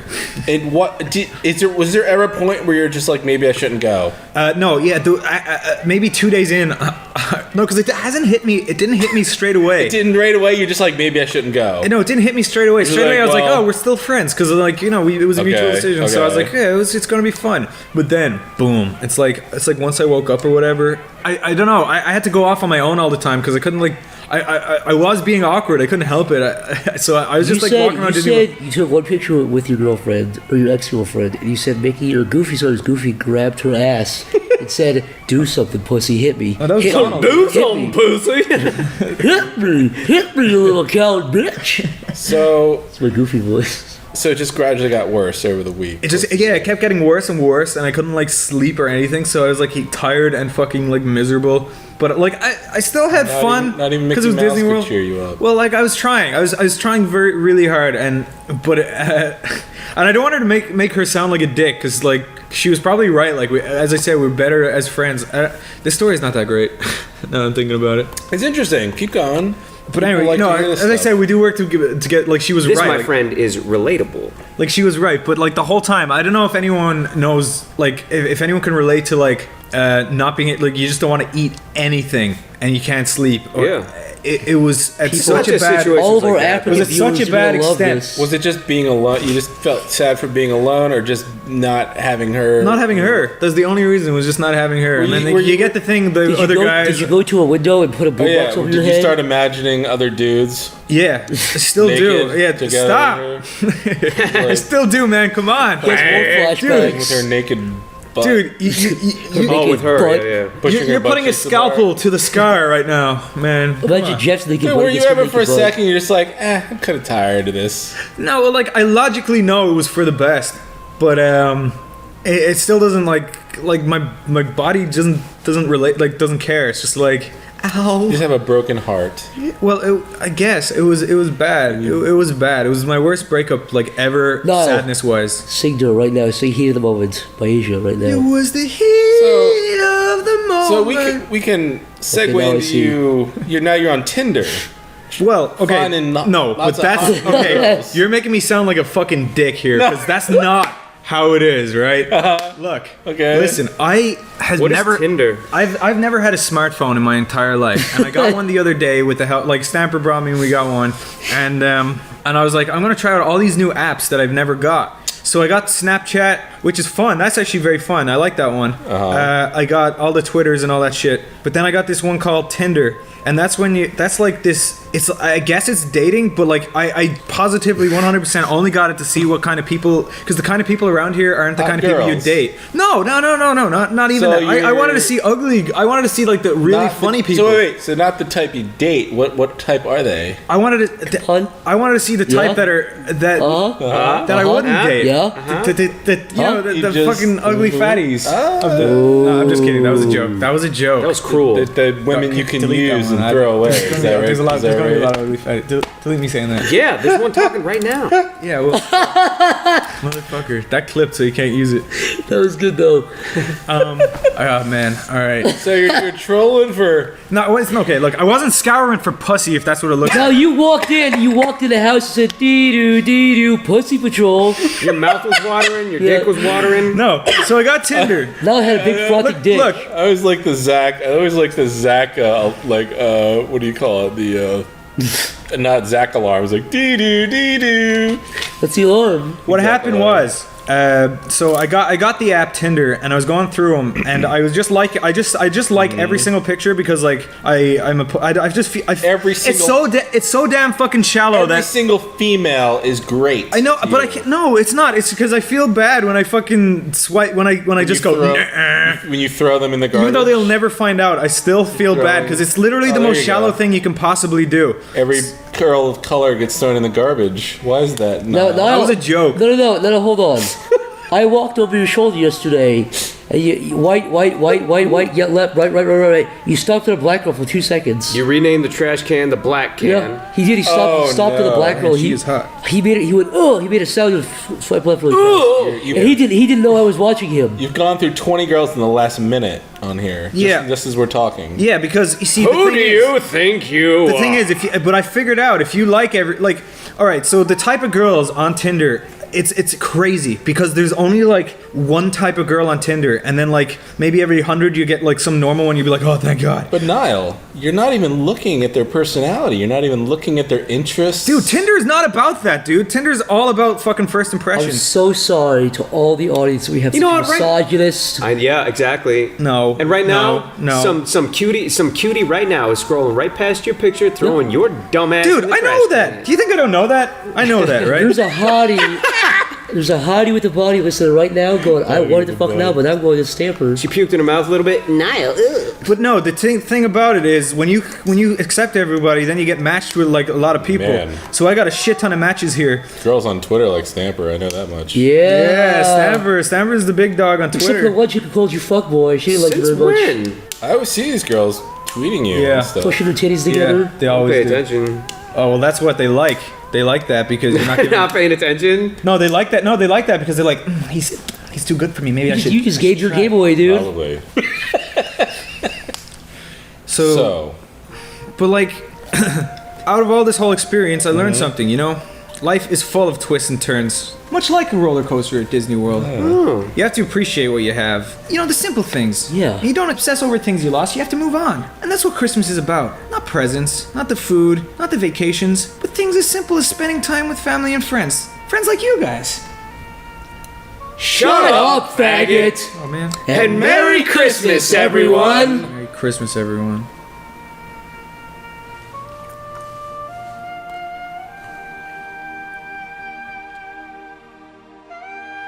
Open your mouth and suck this. Come on, I got a present for you. Suck it! Suck it, nigga!